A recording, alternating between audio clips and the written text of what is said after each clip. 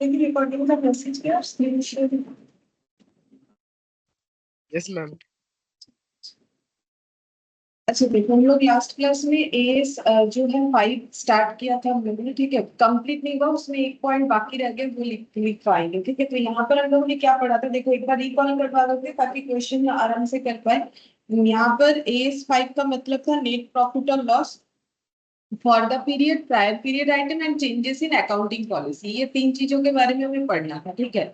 यहाँ पर हम लोगों ने ऑब्जेक्टिव क्या देखा था कि प्रेस्क्राइब करना है कि हम लोग कैसे the classification and disclosure of certain item. कुछ सर्टेन आइटम है, स्पेशल आइटम्स है, जिसको हम लोग कैसे क्लासिफाई कर सकते हैं, मतलब वो कौन से सेक्शन में आएगा, ठीक है। कौन सा आइटम होगा, मतलब इस तरीके से कोई आइटम होगा like PL from ordinary activities, extra ordinary या फिर एक्सेप्शनल आइटम, ठीक है।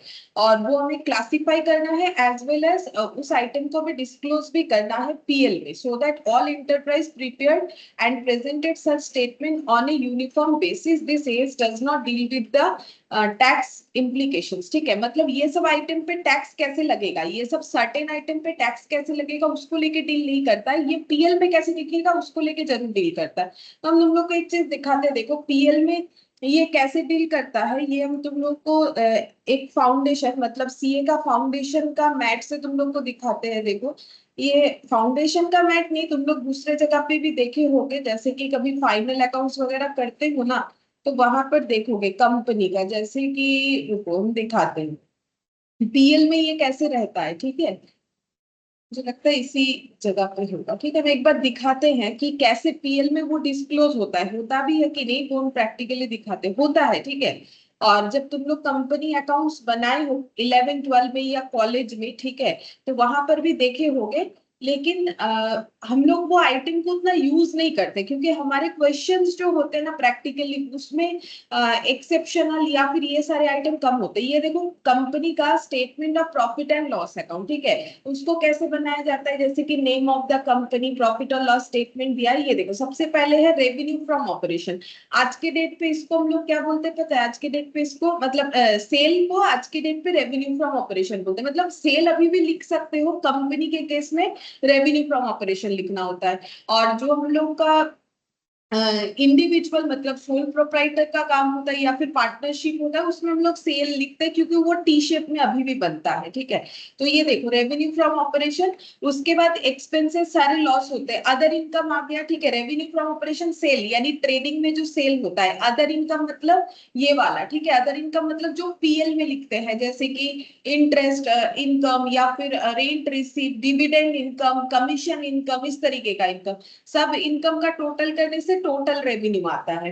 एक्सपेंसेस को कैसे डिफाइन करते, देखो हम तो इसे ऐसे याद रखते, तुम लोगों ने भी किसी ना किसी तरीके से याद रखा ही होगा, जब कॉलेज में किए हो या फाउंडेशन में किए हो या 12th में किए हो। ये देखो CPCEFD हो, हम इस तरीके से याद रखते हैं, ठीक है।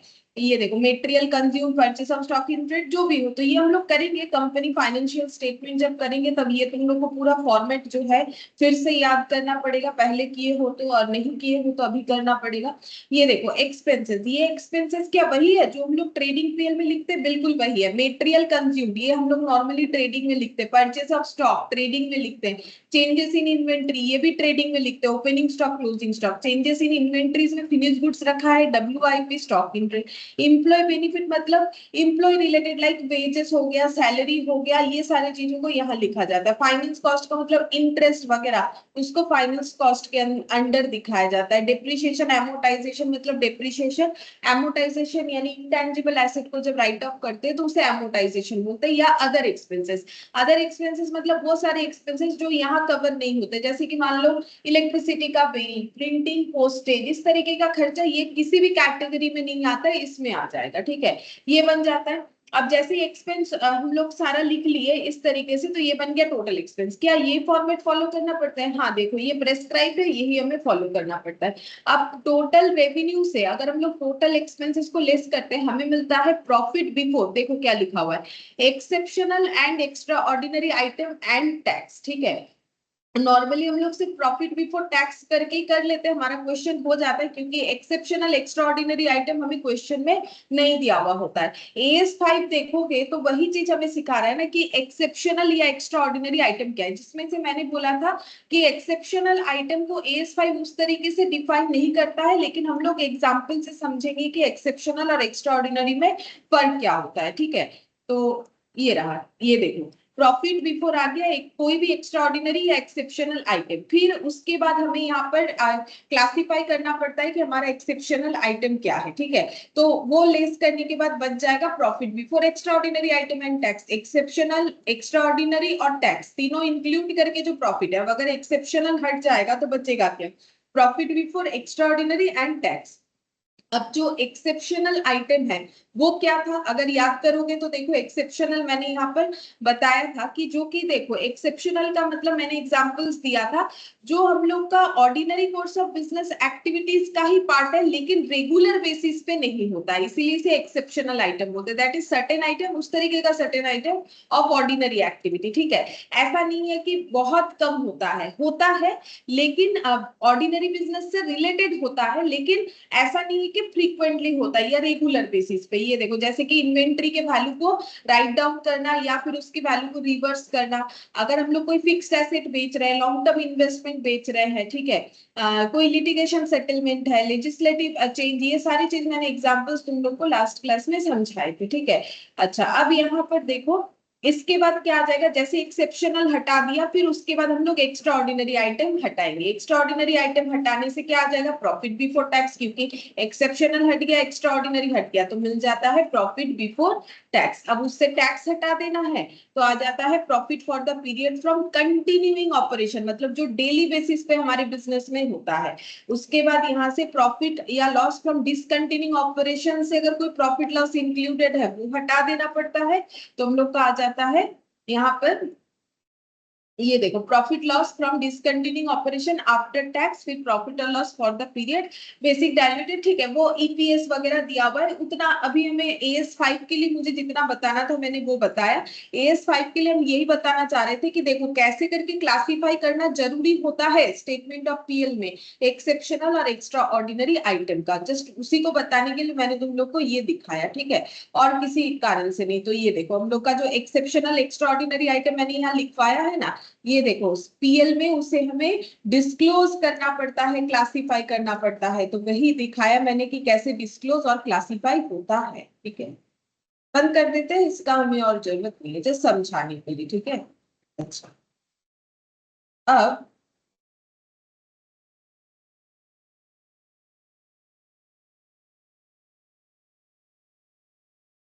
एक सेकेंड,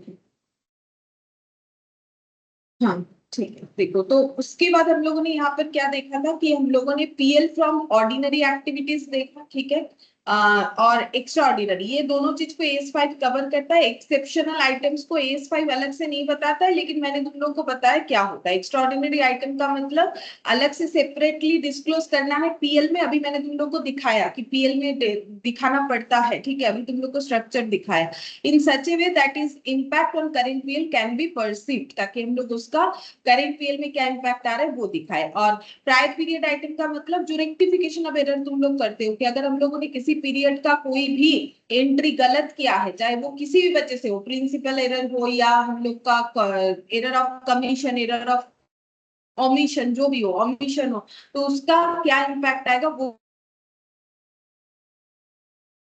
अकाउंटिंग एस्टिमेट। ठीक है, कि जैसे हम लोगों ने पहले सोचा था कि हम लोग का ऐसे 5 साल चलेगा, अब लग रहा है 3 ही साल चलेगा, तो वो था चेंज इन अकाउंटिंग एस्टिमेट का बात था। ठीक है, अच्छा अब उसको हमें कैसे करके बोल रहे हैं the effect in change in accounting policy को कैसे हमें डिटरमाइन करना है, पीएल में कैसे दिखाना है, वो हम लोगों ने पढ़ा। ठीक है, अच्छा अब इसमें एक ही पॉइंट हम लोग का बाकी रह गया, चलो थोड़ा बहुत तुम लोग को याद आ गया होगा हम लोगों ने क्या किया था। अब हम लोग पढ़ेंगे चेंज इन अकाउंटिंग पॉलिसी, यही पॉइंट हम लोग का बाकी था, बाकी हम लोगों ने यहाँ पर कंप्लीट कर लिया था। चेंज इन अकाउंटिंग पॉलिसी, तो हेडिंग करो चेंज इन अकाउंटिंग पॉलिसी, उसको लिख के कंप्लीट करते हैं और क्वेश्चन भी कंप्लीट करेंगे। यहाँ पर लिखेंगे चेंज इन अकाउंटिंग पॉलिसी, ठीक है। हम थोड़ा शॉर्टकट जो है यूज करके लिखेंगे, जैसे ये अकाउंटिंग लिखा है, चेंज इन अकाउंटिंग पॉलिसी, ठीक है। चेंज इन अकाउंटिंग पॉलिसी का लिखेंगे accounting policy can be changed only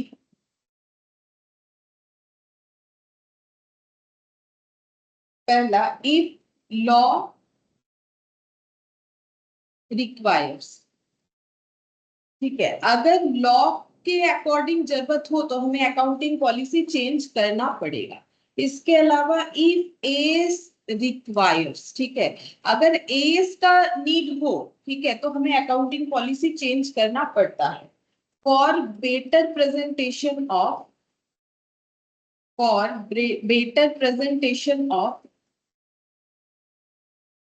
financial statement.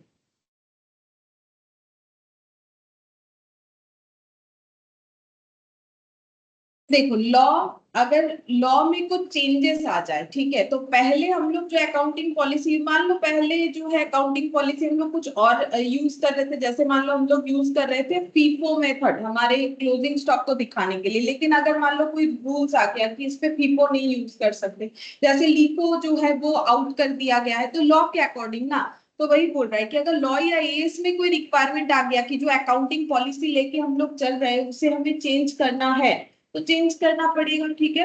और अगर हमें लगता है कि हमारा जो पॉलिसी कंटिन्यू है उससे हमारे फाइनेंशियल स्टेटमेंट बेटर रिप्रेजेंट नहीं हो रहे हैं, तो उस केस में भी हमें अकाउंटिंग पॉलिसी चेंज करना पड़ सकता है, ठीक है।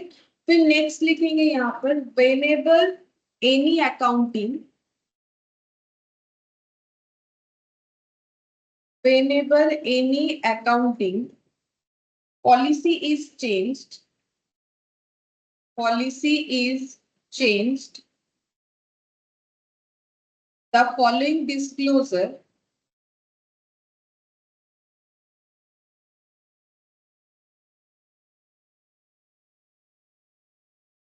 are to be made। अगर हम लोग कोई भी अकाउंटिंग पॉलिसी को चेंज करते हैं तो हमें उसको डिस्क्लोज करना पड़ेगा, उसके रिगार्डिंग हमें क्या क्या डिस्क्लोज करना पड़ेगा, मतलब क्या क्या बताना पड़ेगा। पहला बताना पड़ेगा कि पहले कौन सा पॉलिसी यूज करते थे, यानी ओल्ड पॉलिसी, ठीक है। उसके बाद न्यू पॉलिसी, ठीक है, न्यू पॉलिसी हम लोगों ने क्या अडॉप्ट किया, मान लो पहले हम लोग एसएलएम यूज करते थे डिप्रिशिएशन चार्ज करने के लिए, अभी हम लोग डब्ल्यूडीवी यूज करते हैं, तो ओल्ड पॉलिसी क्या था, न्यू पॉलिसी क्या है। रीजन फॉर चेंज, हम लोगों ने चेंज क्यों किया, हम लोगों ने एसएलएम से जो है डब्ल्यूडीबी वो क्यों किया, क्या लॉ में कुछ चेंजेस आया था, या एएस का रिक्वायरमेंट हुआ था, या फिर हम लोग अपने फाइनेंशियल स्टेटमेंट को बेटर प्रेजेंटेशन करने के लिए हम लोगों ने वो चेंज किया, वो रीजन भी हमें बताना पड़ेगा। और उससे इम्पैक्ट क्या आ गया, ठीक है, इम्पैक्ट ऑफ सच चेंज, ये चीज हमें डिस्क्लोज करना पड़ेगा। और ये पूरा ही एएस1 जिन्होंने पढ़ लिया है, ठीक है, उनका बात कर रहे हैं, एएस1 में ये पूरा चीज हमारा बताया हुआ है, ठीक है। फिर नेक्स्ट यहाँ पर लिखते हैं the following is not change in accounting policy, ठीक है। कुछ ऐसे भी मतलब कुछ ऐसे भी चेंजेस है जिसको हम लोग अकाउंटिंग पॉलिसी में चेंजेस नहीं बोलेंगे। और एक स्टार दे के नेक्स्ट लिखेंगे the adoption of an accounting policy for events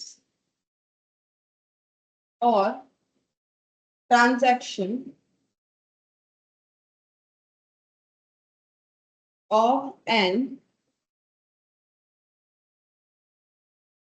और ट्रांजैक्शन नहीं, और transaction that differ in substance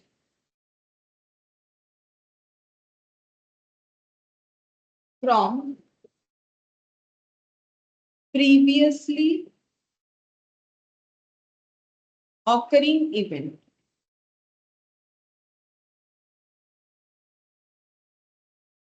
और ट्रांजैक्शन।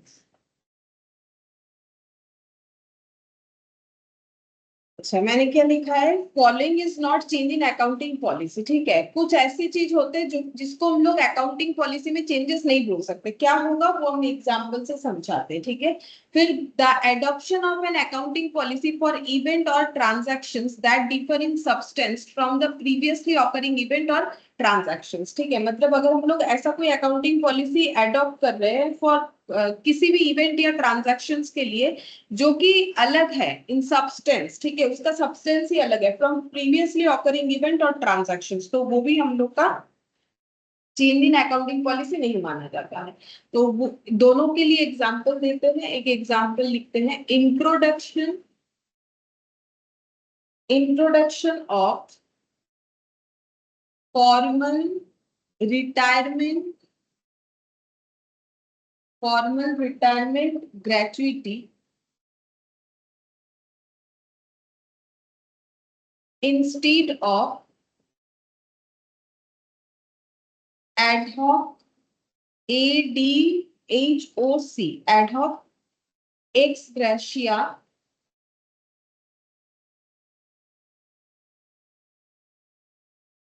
रिटायरमेंट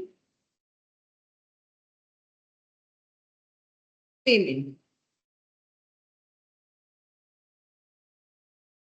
बताते हैं ये एग्जाम्पल क्या है, देखो मैंने लिखा है, introduction of formal retirement gratuity instead of ad hoc x gratia retirement payment. अच्छा, अब ये फॉर्मल ग्रेचुइटी रिटायरमेंट बेनिफिट क्या होता है, देखो ग्रेचुइटी एक तरीके का रिटायरमेंट बेनिफिट होता है, जैसे कि लोगों को पेंशन मिलता है वैसे ग्रेचुइटी भी मिलता है रिटायरमेंट पे। अब देखो जैसे इस एग्जाम्पल को हम समझाते हैं, मान लो कोई एक कंपनी था, ठीक है, कोई एक कंपनी है जिसमें कोई एम्प्लॉय काम कर रहा था, ठीक है।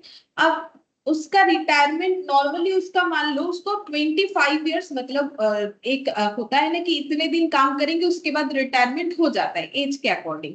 मान लो कि उनको 25 ईयर्स तक काम करना था, ठीक है, इस कंपनी में इस एम्प्लॉय को, लेकिन उन्होंने क्या किया, मान लो आफ्टर 15 ईयर्स, ठीक है, 15 ईयर्स में ही उन्होंने रिटायरमेंट ले लिया, ठीक है, रिटायरमेंट ले लिया। तो ये जो रिटायरमेंट लिया ना ये अचानक से लिया, ठीक है, इसको हम लोग बोलते हैं एडहॉक। ठीक है, एडहॉक का मतलब होता है अचानक से, ठीक है, क्योंकि हमें पता था कि 25 साल उनका जो है सर्विस पीरियड है, तो वो 25 साल काम करेंगे, लेकिन अचानक से आफ्टर 15 ईयर्स उन्होंने क्या कर लिया, रिटायरमेंट लेने का सोचा, ठीक है। तो कंपनी ने क्या किया, उनको दे दिया है ग्रेचुइटी, ठीक है, ग्रेचुइटी जो है एक रिटायरमेंट बेनिफिट होता है, जबकि उनका रिटायरमेंट यहाँ होना चाहिए था, कंपनी ने उनको दे दिया है ग्रेचुइटी कि भाई आपने इतना दिन हमारे यहाँ काम किया तो आपको ग्रेचुइटी देते हैं। लेकिन इस बारे में कोई बात पहले से नहीं हुआ था, ठीक है, तो बात ये था कि 25 साल काम करना पड़ेगा। अब यहाँ पर अचानक से उन्होंने जो है रिटायरमेंट ले लिया, तो कंपनी बोल रही है कि इतने पुराने एम्प्लॉय है तो हम लोग उनको क्या देंगे, ग्रेचुइटी देंगे। तो ये जो पेमेंट है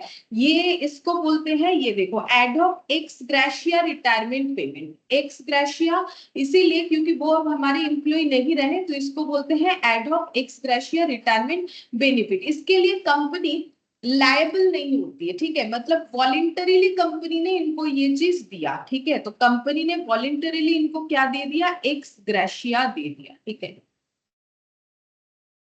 अच्छा, अब कंपनी ने क्या किया, कंपनी ने सोचा कि हम एक पॉलिसी लेंगे, ठीक है, कंपनी बोल रही है कि हम एक न्यू पॉलिसी जो है वो मेरे ऑर्गेनाइजेशन में जो है ऐड करना चाहते, क्या करना चाहते, ये कंपनी बोल रही है कि हम एक नया पॉलिसी लेंगे कि मेरे ऑर्गेनाइजेशन में जो भी 10 साल काम करेगा, ठीक है, 10 ईयर्स काम करेगा, आफ्टर 10 ईयर्स हम लोग सबको क्या देंगे, रिटायरमेंट पे, मान लो 10 साल का रिटायरमेंट है या 25 कर लो, एक ही बात है, रिटायरमेंट में हम लोग क्या देंगे, 5 लाख करके रिटायरमेंट बेनिफिट देंगे, ठीक है, 5 लाख करके रिटायरमेंट बेनिफिट देंगे। ये कंपनी ने पहले से डिक्लेयर कर दिया कि 10 साल बाद, या फिर इसको 25 साल ही कर लो, क्या फर्क पड़ता है, 25 साल बाद कंपनी ने बोला कि हम लोग रिटायरमेंट बेनिफिट देंगे 5 लाख, ठीक है। तो इसको बोलते हैं introduction of formal retirement gratuity. Formal मतलब पहले से ही बता दिया गया है कि अगर कोई 25 साल काम करेगा तो रिटायरमेंट में उसे उसे 5 लाख मिलेगा, ठीक है। तो ये न्यू पॉलिसी कंपनी ने अपने ऑर्गेनाइजेशन में जो है एड ऑन कर लिया है, ठीक है। तो ये देखो ये जो है ना, ये देखो यहाँ पर क्या बोला था कि the following is not change in accounting policy. तो ये जो है ना, इसको मैं अकाउंटिंग पॉलिसी का चेंजेस नहीं बोलेंगे, क्योंकि अकाउंटिंग का मतलब होता है रिकॉर्डिंग वगैरह, अकाउंट का जो रूल्स रेगुलेशंस होता है। लेकिन इस तरीके के पॉलिसी से इस तरीके के पॉलिसी में आने से न्यू पॉलिसी ऑब्वियसली हुआ है, लेकिन ये कोई अकाउंटिंग चेंजेस नहीं है। पॉलिसी में अकाउंटिंग पॉलिसी चेंजेस नहीं है, इसको हम लोग बोलेंगे मैनेजमेंट का पॉलिसी चेंज। ठीक है, इसको हम लोग बोलते हैं मैनेजमेंट पॉलिसी चेंज, या फिर बोल सकते हो कि एग्जीक्यूटिव पॉलिसी चेंज। मतलब कंपनी के जो मैनेजमेंट है उन्होंने डिसाइड किया है कि ऐसा नहीं करेंगे, हम लोग ऐसा करेंगे, लेकिन ये कोई अकाउंटिंग पॉलिसी चेंज नहीं। अकाउंटिंग पॉलिसी का मतलब एसएलएम कर रहे थे, डब्ल्यूडीवी कर रहे थे, फीफो कर रहे थे, लीफो कर रहे थे, वेटेड एवरेज कर रहे, इस तरीके की चीजों को अकाउंटिंग पॉलिसी बोला जाता है। ये जो है इसको अकाउंटिंग पॉलिसी हम लोग नहीं बोलेंगे कि पहले हम लोग पहले हमारा कोई फॉर्मल रिटायरमेंट बेनिफिट का रूल्स नहीं था, अभी हम लोग पहले हम लोगों ने एक्स ग्रेशिया पेमेंट किया था किसी एम्प्लॉय को, उसके बाद सोचा कि एक फॉर्मल रिटायरमेंट बेनिफिट वाला कंसेप्ट लेके आते हैं। तो चेंज है obviously, but not change in accounting policy. ठीक है, this is change in management policy. अब यहाँ पर दूसरा जो पॉइंट है और एक एग्जाम्पल से समझाते हैं। देख, नेक्स्ट पॉइंट यहाँ पर लिखना है the adoption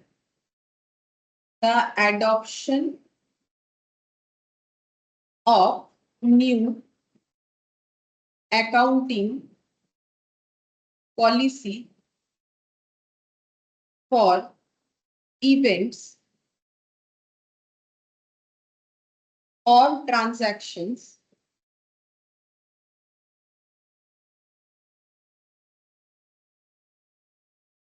which did not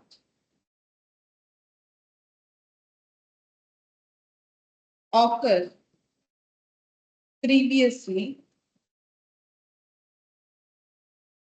is also not a change in accounting policy.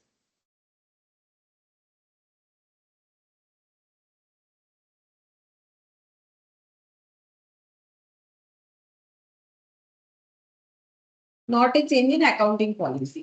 What are the adoption of new accounting policy for events or transactions which did not occur previously is not a change in accounting policy. जैसे कि मान लो कि पहले किसी organisation के पास कोई accounting policy था ही नहीं, किसी रिगार्डिंग मान लो कोई अकाउंटिंग पॉलिसी नहीं था लगातार 3 साल तक, अचानक से उसने एक अकाउंटिंग पॉलिसी ले लिया। ठीक है, यहाँ पर कोई न्यू पॉलिसी एडॉप्ट कर लिया, अचानक से न्यू कोई पॉलिसी एडॉप्ट कर लिया। मान लो पहले को डिप्रिशिएशन लगाता नहीं था, ठीक है, ऐसा ही मान सकते हैं, या फिर किसी पर्टिकुलर मेथड को फॉलो करके अपना क्लोजिंग स्टॉक का वैल्यू करता ही नहीं था। ठीक है, तो अब उसने ठीक किया कि नहीं, हम अपना क्लोजिंग स्टॉक का वैल्यू इस तरीके से करेंगे। तो न्यू पॉलिसी, पहले पॉलिसी था ही नहीं, ठीक है, अब नया कोई पॉलिसी ले लिया गया, न्यू पॉलिसी एडॉप्ट हो गया। मान लो पहले 3 साल जो है पॉलिसी लेस था, पहला 3 इयर्स कोई पॉलिसी था ही नहीं, अब 4th ईयर से उन्होंने पॉलिसी को स्टार्ट किया। तो adoption of new accounting policy, अगर कोई नया अकाउंटिंग पॉलिसी हम लोग ले रहे हैं कोई इवेंट या ट्रांजैक्शंस के रिगार्डिंग जो पहले कभी ऑकर हुआ ही नहीं था, तो ये भी हमारा कोई चेंजेस बोल के नहीं करेगा। नॉर्मल सा बात है, चेंज तो तब होगा ना कि पहले ये कर रहे थे अब ये कर रहे हैं, उसको बोलते हैं चेंजेस। नया कोई चीज अडॉप्ट कर रहे थे तो उसे चेंजेस नहीं बोल सकते। और अगर चेंजेस ऐसा है कि वो मैनेजमेंट के द्वारा हुआ है या फिर मैनेजमेंट उसमें इंपैक्टफुल कर रहा है, अकाउंटिंग तरीके से कोई इंपैक्ट नहीं हो रहा है, क्योंकि इसमें अकाउंटिंग कोई इंपैक्टफुल नहीं हो रहा है, तो इस वजह से इसको भी हम लोग चेंजेस इन अकाउंटिंग पॉलिसी नहीं बोल सकते हैं। ठीक है, तो 2 एग्जाम्पल आए हम लोग का किसको हम लोग चेंजेस इन अकाउंटिंग पॉलिसी नहीं बोल सकते। एक तो अगर हम लोग फर्स्ट टाइम कोई पॉलिसी ले रहे हैं तो वो चेंजेस नहीं है, पॉलिसी एडॉप्ट है। और दूसरा चीज है अगर वो पॉलिसी चेंजेस अकाउंट को कोई किसी तरीके से इंपैक्ट नहीं किया, मैनेजमेंट ने उस पॉलिसी को चेंज किया, ठीक है, लेकिन अकाउंटिंग में मतलब रिकॉर्डिंग में या फाइनेंशियल स्टेटमेंट में उसका उस तरीके से कोई इंपैक्ट नहीं आया, तो उसको हम लोग बोलते हैं, इसको हम लोग चेंज इन अकाउंटिंग पॉलिसी नहीं बोल पाएंगे। ठीक है, ये देखो, ये जो है ये वो एडहॉक वाला एग्जांपल है। The adoption of an accounting policy for event और transaction that differ in substance, मतलब उसका सब्सटेंस बदला, ठीक है, उसका सब्सटेंस बदल गया कि पहले हम लोगों ने ग्रेच्युटी सोचा नहीं था, अब हम लोगों ने सोचा कि ग्रेच्युटी देंगे फ्रॉम प्रीवियसली ऑकरिंग इवेंट और ट्रांजैक्शन, ठीक है। सब्सटेंस बदलने पे उसको हम लोग अकाउंटिंग पॉलिसी चेंजेस नहीं बोलते हैं। अब पहले भी हम लोगों ने पेमेंट किया था, अभी भी कर रहे हैं, लेकिन पहले जो था कि अचानक से हम लोगों ने किया कि कोई एम्प्लॉय जो है जाना चाहता है, ये जो है ये हम लोगों ने पॉलिसी जो है मतलब वो पहले से लिखवा दिया कि इतने साल बाद रिटायरमेंट होने पे इतने पैसे मिलने वाले। इसका तुम लोग को एक क्वेश्चन भी मिल जाएगा, अभी हम लोग करेंगे तो समझ में आ जाएगा। तो AS5 जो है हम लोग का ये कंप्लीट हो गया, इतना सा ही लास्ट क्लास में मेरा जो है बाकी रह गया था लिखना। अब हम लोग इस पे क्वेश्चन स्टार्ट करते हैं, ठीक है। जैसे कि यहाँ पर इलास्ट्रेशन पर ये जो है ये तुम लोग, ये एग्जाम्पल है बेसिकली, ये तुम लोग खुद से देख सकते हो या फिर हम बता देते हैं, ठीक है। तो यहाँ पर देखो हम लोग इलास्ट्रेशन 1 से स्टार्ट करते हैं पहले, उसके बाद वो वाला भी अगर होगा तो करवा देंगे। देखो यहाँ पर क्या बोला है, बोल रहा है कि fuel surcharge is billed by the state electricity board at provisional rate, ठीक है। तो फ्यूल सरचार्ज जो है उसका जो है बिल बनाया गया है, स्टेट इलेक्ट्रिसिटी बोर्ड ने बनाया है at provisional rate. Final bill for fuel surcharge of 5.30 lakh for the period October 2001 to September 2007 has been received and paid in Feb 2008. However, the same was accounted in the year 2008-9. Comment on accounting treatment done in the said case, ठीक है। हम समझाते हैं, देखो क्या बोला है, बोल रहा है कि फ्यूल सरचार्ज का जो बिलिंग हुआ है वो स्टेट इलेक्ट्रिसिटी बोर्ड ने किया है, ठीक है। अच्छा, उसके बाद क्या बोला है, जो कि प्रोविजनल रेट पे किया गया है, ठीक है, प्रोविजनल रेट पे किया गया है। उसके बाद बोल रहा है फाइनल बिल जो है पहले प्रोविजनल रेट पे किया गया था, अब बोल रहा है कि जो फाइनल बिल है वो कितना आया है, ये देखो वो आया 5.30 लाख अक्टूबर 2001 से। हम यहाँ पर लिख के दिखा, यहाँ पर डायग्राम बना देते तो तुम लोग आराम से बता सकते। Illustration October 2001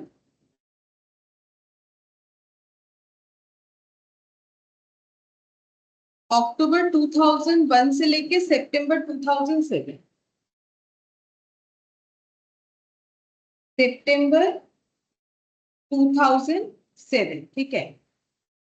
final bill for this is 5.30 lakh. अच्छा, ये जो अमाउंट है यहाँ से यहाँ तक ये है हम लोग का 5.30 लाख।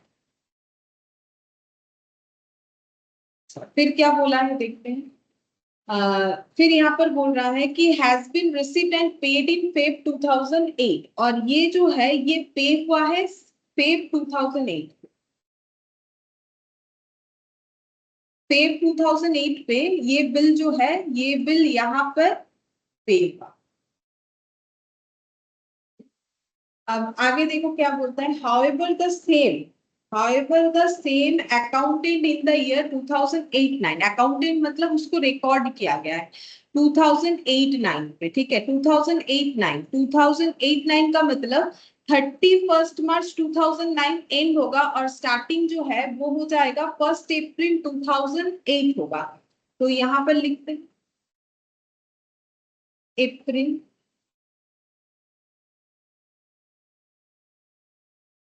ये वाला, ठीक है। यहाँ पर अकाउंटेंट हुआ,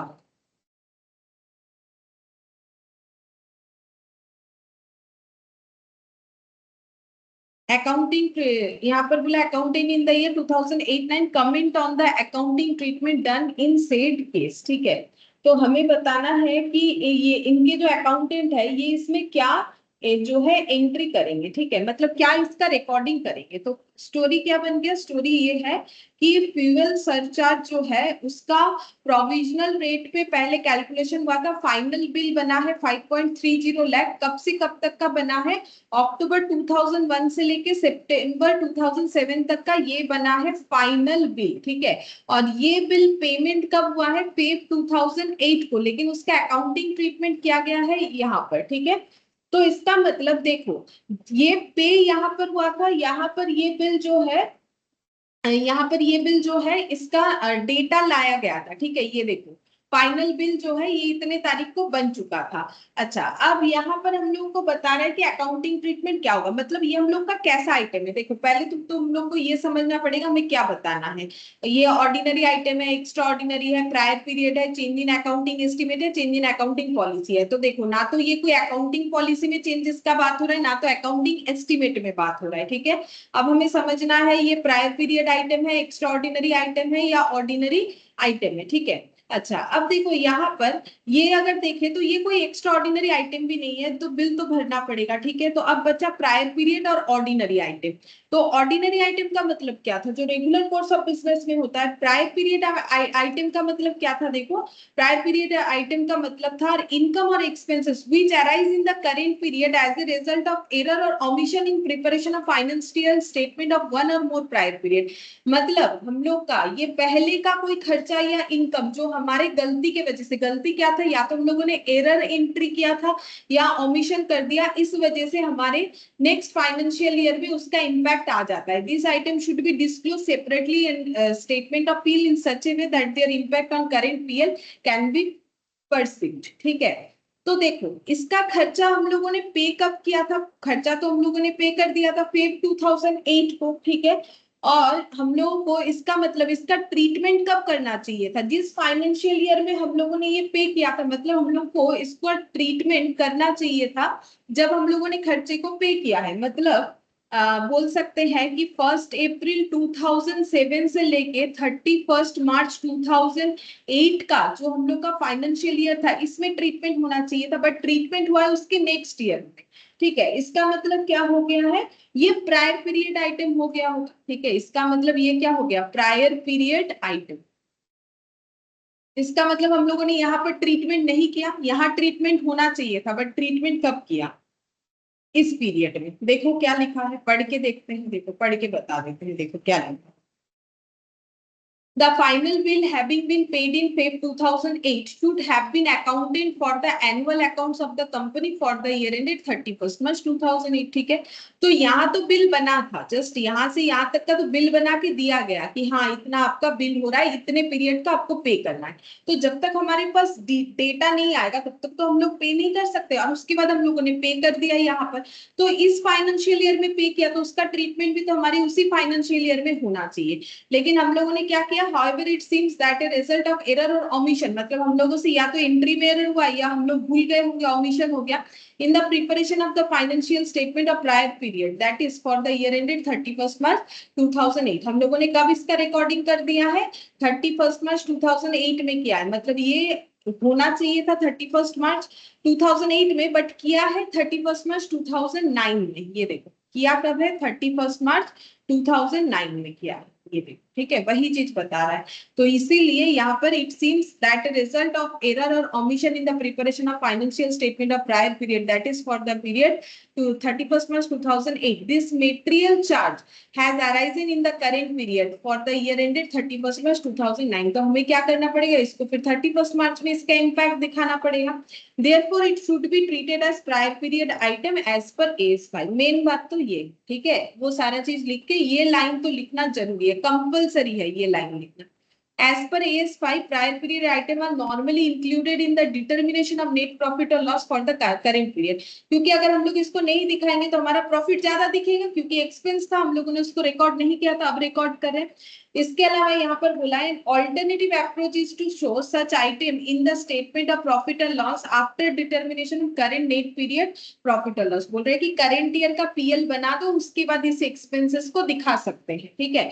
इन either case the objective is to indicate the effect of such item on the current profit और लॉस। तो केस हम लोग कुछ भी करें उसे प्रायर पीरियड आइटम बोल के AS5 के अंदर डिस्क्लोज करें, या फिर उसे हम लोग करेंट प्रॉफिट के नीचे दिखा दे, ठीक है, कि ये हमारा और एक एक्सपेंसेस है जो कि प्रायर पीरियड का है। चाहे ट्रीटमेंट हम लोग कुछ भी क्यों ना करें, हमारा ऑब्जेक्टिव तो यही है कि हम लोग करेंट ईयर के प्रॉफिट एंड लॉस को सही करना चाहते हैं, जो कि पहले गलती के वजह से गलत दिख रहा होगा। It may be mention that it is an expenses arising from ordinary course of business, ठीक है, जैसे कि मैंने बोला, क्योंकि ये तो ऑर्डिनरी कोर्स ऑफ बिजनेस का ही है कि पेमेंट तो हमें बिल का करना ही पड़ेगा। Although abnormal in amount or frequent in occurrence, such an expenses does not qualify an extraordinary item as per AS5। बोल रहा है कि ये ऑर्डिनरी कोर्स ऑफ बिजनेस का ही आइटम है, और इसे हम लोग एक्स्ट्रा ऑर्डिनरी आइटम क्यों नहीं बोल रहे हैं, not qualify as extraordinary item, वो भी यहाँ पर एक्सप्लेन किया है। abnormal in amount or frequent in occurrence such an expenses does not, क्योंकि ये हमारा कोई abnormal amount का है नहीं, ठीक है, और infrequent in occurrence ऐसा भी नहीं है, तो इसीलिए हम लोग इसे extraordinary नहीं बोलेंगे। For better understanding the fact that power bill is accounted for at provisional rates billed by the state electricity board and final adjustment thereof is made as and when final bill is received may be mentioned as an accounting policy, ठीक है। अच्छा, ये last line हमें क्या बोल रखा है, देखो यहाँ पर एक बार तो ये बोला है कि ये ऑर्डिनरी कोर्स ऑफ बिजनेस का ही पार्ट है, उसके बाद यहाँ पर ये बोला है कि ये एक्स्ट्रा ऑर्डिनरी आइटम के अकॉर्डिंग क्वालिफाई नहीं होता है। एक्स्ट्रा ऑर्डिनरी वो होता है जो इनफ्रीक्वेंट होता है, ठीक है। बोल रहा है कि for better understanding the fact that power bill is accounted for at provisional rates billed by the state electricity board and final adjustment thereof is made as and when final bill is received may be mentioned as accounting policy. तो बोल रहा है कि ये कोई accounting policy हम लोग बोल सकते हैं कि पहले प्रोविजनल रेट पे बिल का कैलकुलेशन हुआ और उसके बाद फाइनली उस बिल का कैलकुलेशन किया गया, फाइनल एडजस्टमेंट किया गया। तो ये जो तरीका है बिल का जनरेट करने का, बोल रहा है कि ये क्या है, ये हम लोग बोल सकते हैं कि ये एक तरीके का इनका अकाउंटिंग पॉलिसी है, ये हम लोग बोल सकते हैं, ठीक है। तो ये चेंज इन अकाउंटिंग पॉलिसी नहीं, ये एक अकाउंटिंग पॉलिसी, क्योंकि हम लोगों ने क्या क्या पॉइंट पढ़ रखा है उसी के अंडर हमें बोलना पड़ेगा। ये सब में से तो हम लोग का क्या आ गया, प्रायर पीरियड आया, प्रायर पीरियड आइटम आया। चेंज इन अकाउंटिंग पॉलिसी नहीं आया, चेंज इन अकाउंटिंग एस्टिमेट भी नहीं आया, एक्स्ट्राऑर्डिनरी भी आइटम नहीं है, ऑर्डिनरी आइटम था जिसमें प्रायर पीरियड आइटम हुआ। और ये जो बोला गया है कि ये अकाउंटिंग पॉलिसी है, ये इस बात के लिए बोला गया है, पहले प्रोविजनल रेट पे इन्होंने कैलकुलेट किया और उसके बाद फाइनली इस बिल को दिखाया गया, तो वही चीज बोल रहा है कि ये इनका एक तरीके का अकाउंटिंग पॉलिसी। लेकिन इस क्वेश्चन पे हम लोग का जो मेन आंसर है दैट इज AS5 के अंदर ये हम लोग क्या बोलेंगे, ये प्रायर पीरियड आइटम है। मेन जो आंसर है यहाँ पर, चाहो तो अपने मैट में हाईलाइट कर लो, ये मेन आंसर है, इसी के रिगार्डिंग तुम लोगों को बताना चाहिए, ठीक है। अच्छा, अब चलो नेक्स्ट क्वेश्चन देखते हैं, इलास्ट्रेशन 2। इसमें क्या बोल रखा है, बोला है कि during the year 2001 a medium size manufacturing company wrote down its inventory to net realisable value by 5 lakh, ठीक है। इन्वेंट्री यानी स्टॉक, इन्होंने क्या किया है, अपने स्टॉक के वैल्यू को जो है NRV में राइट डाउन किया है, जो कि 5 लाख है। Is a separate disclosure necessary, क्या इसके लिए हमें अलग से कुछ डिस्क्लोज करना पड़ेगा? तो डिस्क्लोज हम लोग क्या करते हैं, सर्टेन आइटम को डिस्क्लोज करते हैं, ठीक है। कुछ सर्टेन आइटम होता है जिसको हम लोग क्लासिफाई और डिस्क्लोज करते हैं, ठीक है। अब ये आइटम हमें डिस्क्लोज करना है कि नहीं वो समझना पड़ेगा। तो पहले तो देखो ये कौन से कैटेगरी में आता है वो भी तो हमें समझना पड़ेगा। देखो देखो यहाँ पर हम लोग का कौन कौन सा कैटेगरी में, देखो यहाँ पर मैंने पढ़ाया भी था, राइट डाउन ऑफ इन्वेंट्रीज और reversal of such write down inventory, ठीक है। मतलब हम लोग इन्वेंट्री का वैल्यू को कम करें या कम किए गए वैल्यू को रिवर्स करें, ये हमारे कौन से आइटम में आता है, एक्सेप्शनल आइटम में आता है। लेकिन एक्सेप्शनल आइटम को AS5 ने अलग तरीके से डिफाइन किया हुआ नहीं है, ठीक है। अब देखो कि आंसर किस तरीके से बोला है, यहाँ पर चेक करते हैं, ठीक है।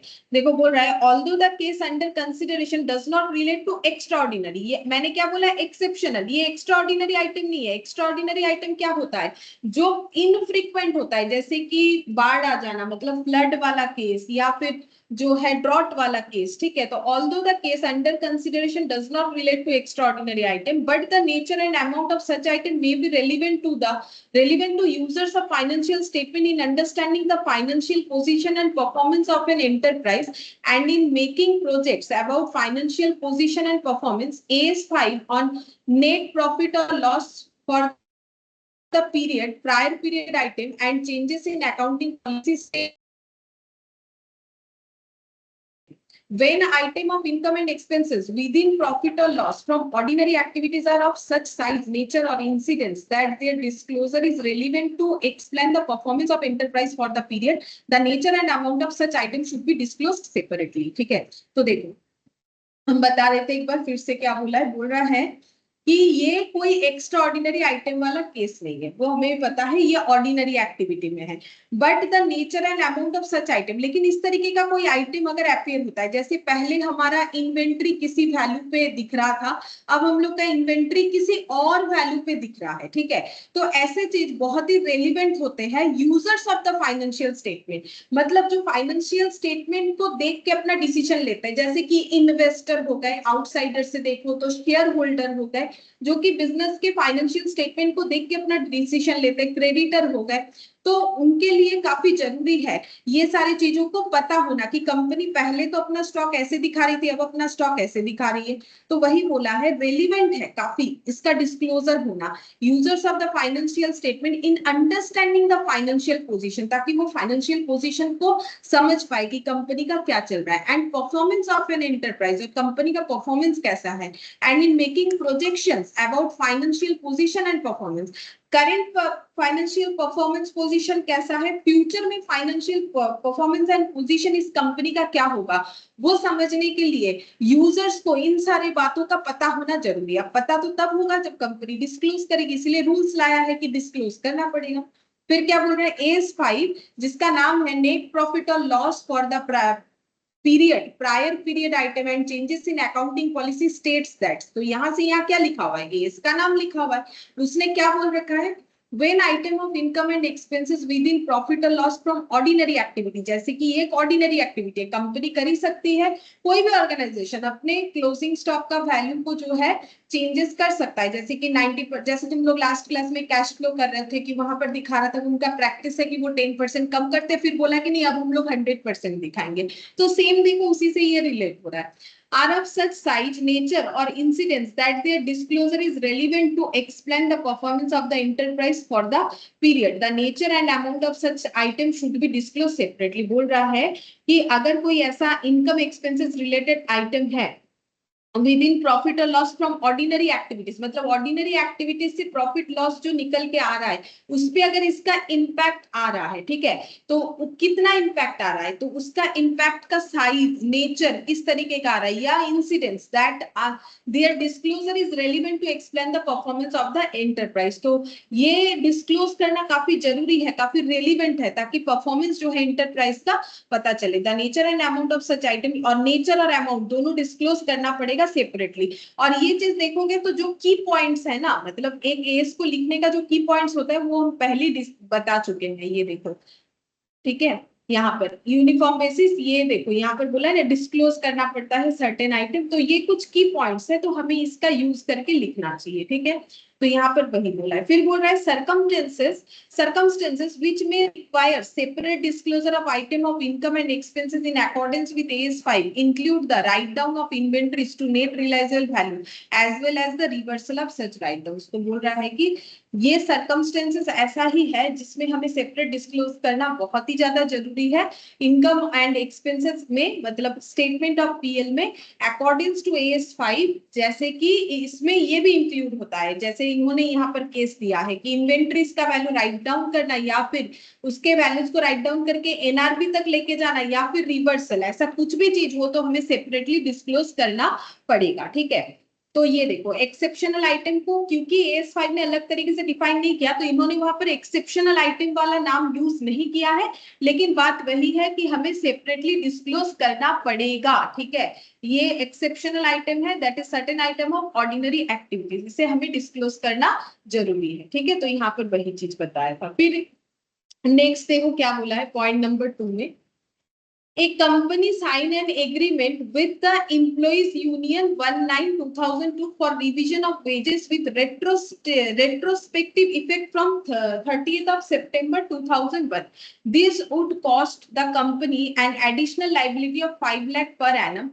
Is the disclosure necessary for the amount paid in 2002-3? मतलब क्या हो रहा है, कंपनी है, ठीक है, जिन्होंने क्या किया है, जिन्होंने एक एग्रीमेंट साइन किया है एम्प्लॉय यूनियन के साथ, ठीक है, एम्प्लॉय लोगों का यूनियन होता है ना, कब साइन किया है, इस डेट पे, ठीक है, ताकि वो वेजेस को रिवाइज करते हैं, वो भी रेट्रोस्पेक्टिव इफेक्ट, इसके बारे में मैंने किसी एक केस में तुम लोग को बताया भी था, मतलब भले ही आज से मेरा इंक्रीज हो रहा है वेजेस, लेकिन इसका इम्पैक्ट कब से लेना है, 30 सितंबर 2001 से चलेगा। 30 सितंबर मतलब सितंबर के बाद अक्टूबर, नवंबर, दिसंबर, ऐसे करके जैन, फरवरी, मार्च, अप्रैल, मई, जून, जुलाई, अगस्त, सितंबर, ठीक है, मतलब इसके प्रीवियस इतने मंथ का भी जो है पेमेंट है उसमें एडिशनल अमाउंट ऐड हो जाएगा, ठीक है, मतलब सितंबर से जो है इम्पैक्ट आएगा तो अक्टूबर, नवंबर, क्योंकि सितंबर का 30th है, अक्टूबर, नवंबर, दिसंबर, जैन, फेब, मार्च, अप्रैल, मई, जून, जुलाई, अगस्त, मतलब प्रीवियस 8 मंथ्स में भी जो वेजेस दिया गया था वो तो पेड हो चुका है, और जो एडिशनल होगा ना, क्योंकि इंक्रीमेंट यहां से माना जाएगा तो वो दिया, जैसे मान लो पहले दिया जाता था 8,000 रुपए करके, तो 8,000 इंटू 8 कितना, 64,000 दिया गया था, अब यहाँ पर 10,000 पर मंथ किया गया है, ठीक है, तो यहाँ भी और 2,000 करके 8 महीने का 16,000 और भी दिया जाएगा, इसका मतलब ये होता है रेट्रोस्पेक्टिव इफेक्ट का मतलब, this would cost the company an additional liability of 5 lakh per annum, ठीक है, और ये करने की वजह से कंपनी का लाइबिलिटी कितना बढ़ जाता है, साल में 5 लाख बढ़ जाता है, मतलब ये जो कॉस्ट है ये लेबर का वो इंक्रीज होने के बाद, क्या इसमें हमें डिस्क्लोजर देना जरूरी है कि हम लोग 2-3 में जो पेमेंट करने वाले हैं, ठीक है, 2-3 का जो पेमेंट होगा जो कि स्टार्ट होगा फर्स्ट, ये देखो 2-3 कब से स्टार्ट होगा, 1 अप्रैल 2002 से 31 मार्च 2003, इस फाइनेंशियल ईयर में हम लोग ये जो अमाउंट पे कर रहे हैं 5 लाख का एक्स्ट्रा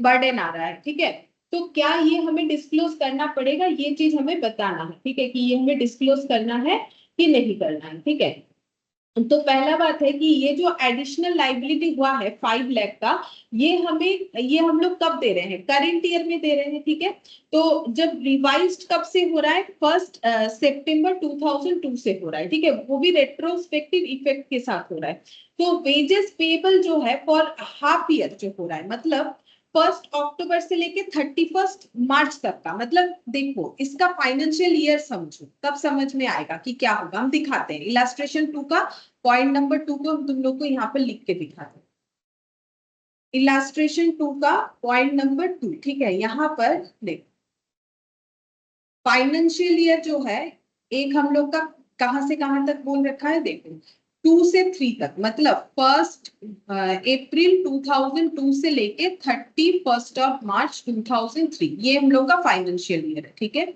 अच्छा इसके बाद यहाँ पर 1 सितंबर 2002 से जो है चेंजेस हुआ है, मतलब यहाँ से 1 सितंबर 2002 से हम लोग का रेट्रोस्पेक्टिव चेंज इन वेजेस, ठीक है, और ये रेट्रोस्पेक्टिव इफेक्ट कब से लागू होगा, बोल रहा है कि ये लागू हो रहा है 30 सितंबर 2001 से, ठीक है, तो यहाँ हम लिख देते हैं 30 सितंबर 2001, ठीक है, अच्छा अब देखो यहाँ पर 5 lakh per annum is disclose necessary, अच्छा देखो अब यहाँ पर क्या बोला है, इस क्वेश्चन में हम लोग ऐसे देख सकते हैं कि रिवीजन ऑफ वेजेस जो है वो हम लोग का यहाँ से स्टार्ट हो रहा है, ये रिवाइज हो रहा है, ठीक है, रिवाइज हो रहा है, अच्छा अब रेट्रोस्पेक्टिव यहां से स्टार्ट हो रहा है, ठीक है, तो वेजेस पेएबल जो है वो हम लोग का कब से स्टार्ट होगा, यहां से लेके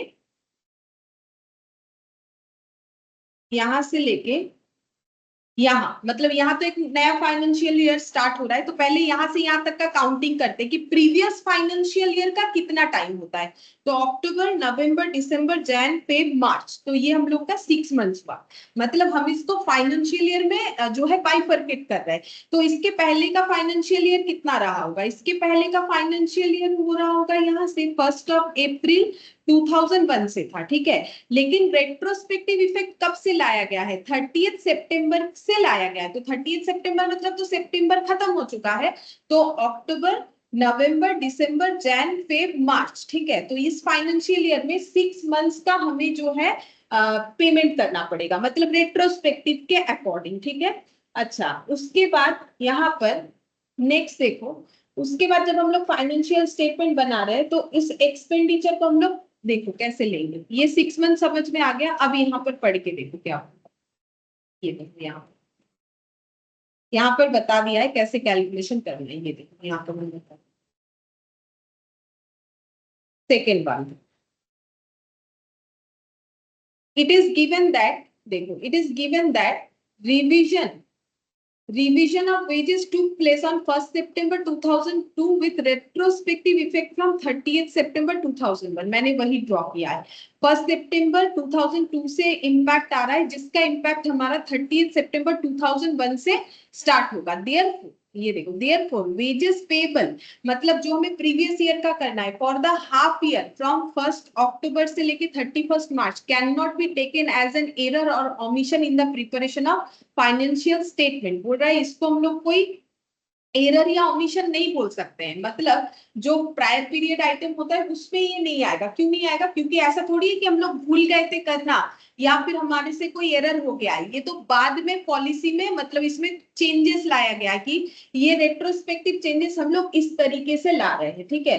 तो ये जो है ये हम लोग का कोई एरर वगैरह नहीं है, मतलब प्रायर पीरियड आइटम में नहीं आएगा, वही चीज बोल रहा है। फिर बोल रहा है कि एंड हेंस दिस एक्सपेंडिचर, ये जो एक्सपेंडिचर है can not be taken as prior period item. पहला बात है, ये जो यहाँ से यहाँ तक का एक्सपेंस हम लोगों ने रिकॉर्ड नहीं किया इस फाइनेंशियल ईयर में, हम लोग यहाँ का रेक्टिफाई कर रहे हैं, बट ये कोई हम लोग का रेक्टिफिकेशन ऑफ एरर नहीं है, मतलब ये प्रायर पीरियड आइटम नहीं है। प्रायर पीरियड आइटम कब होता है?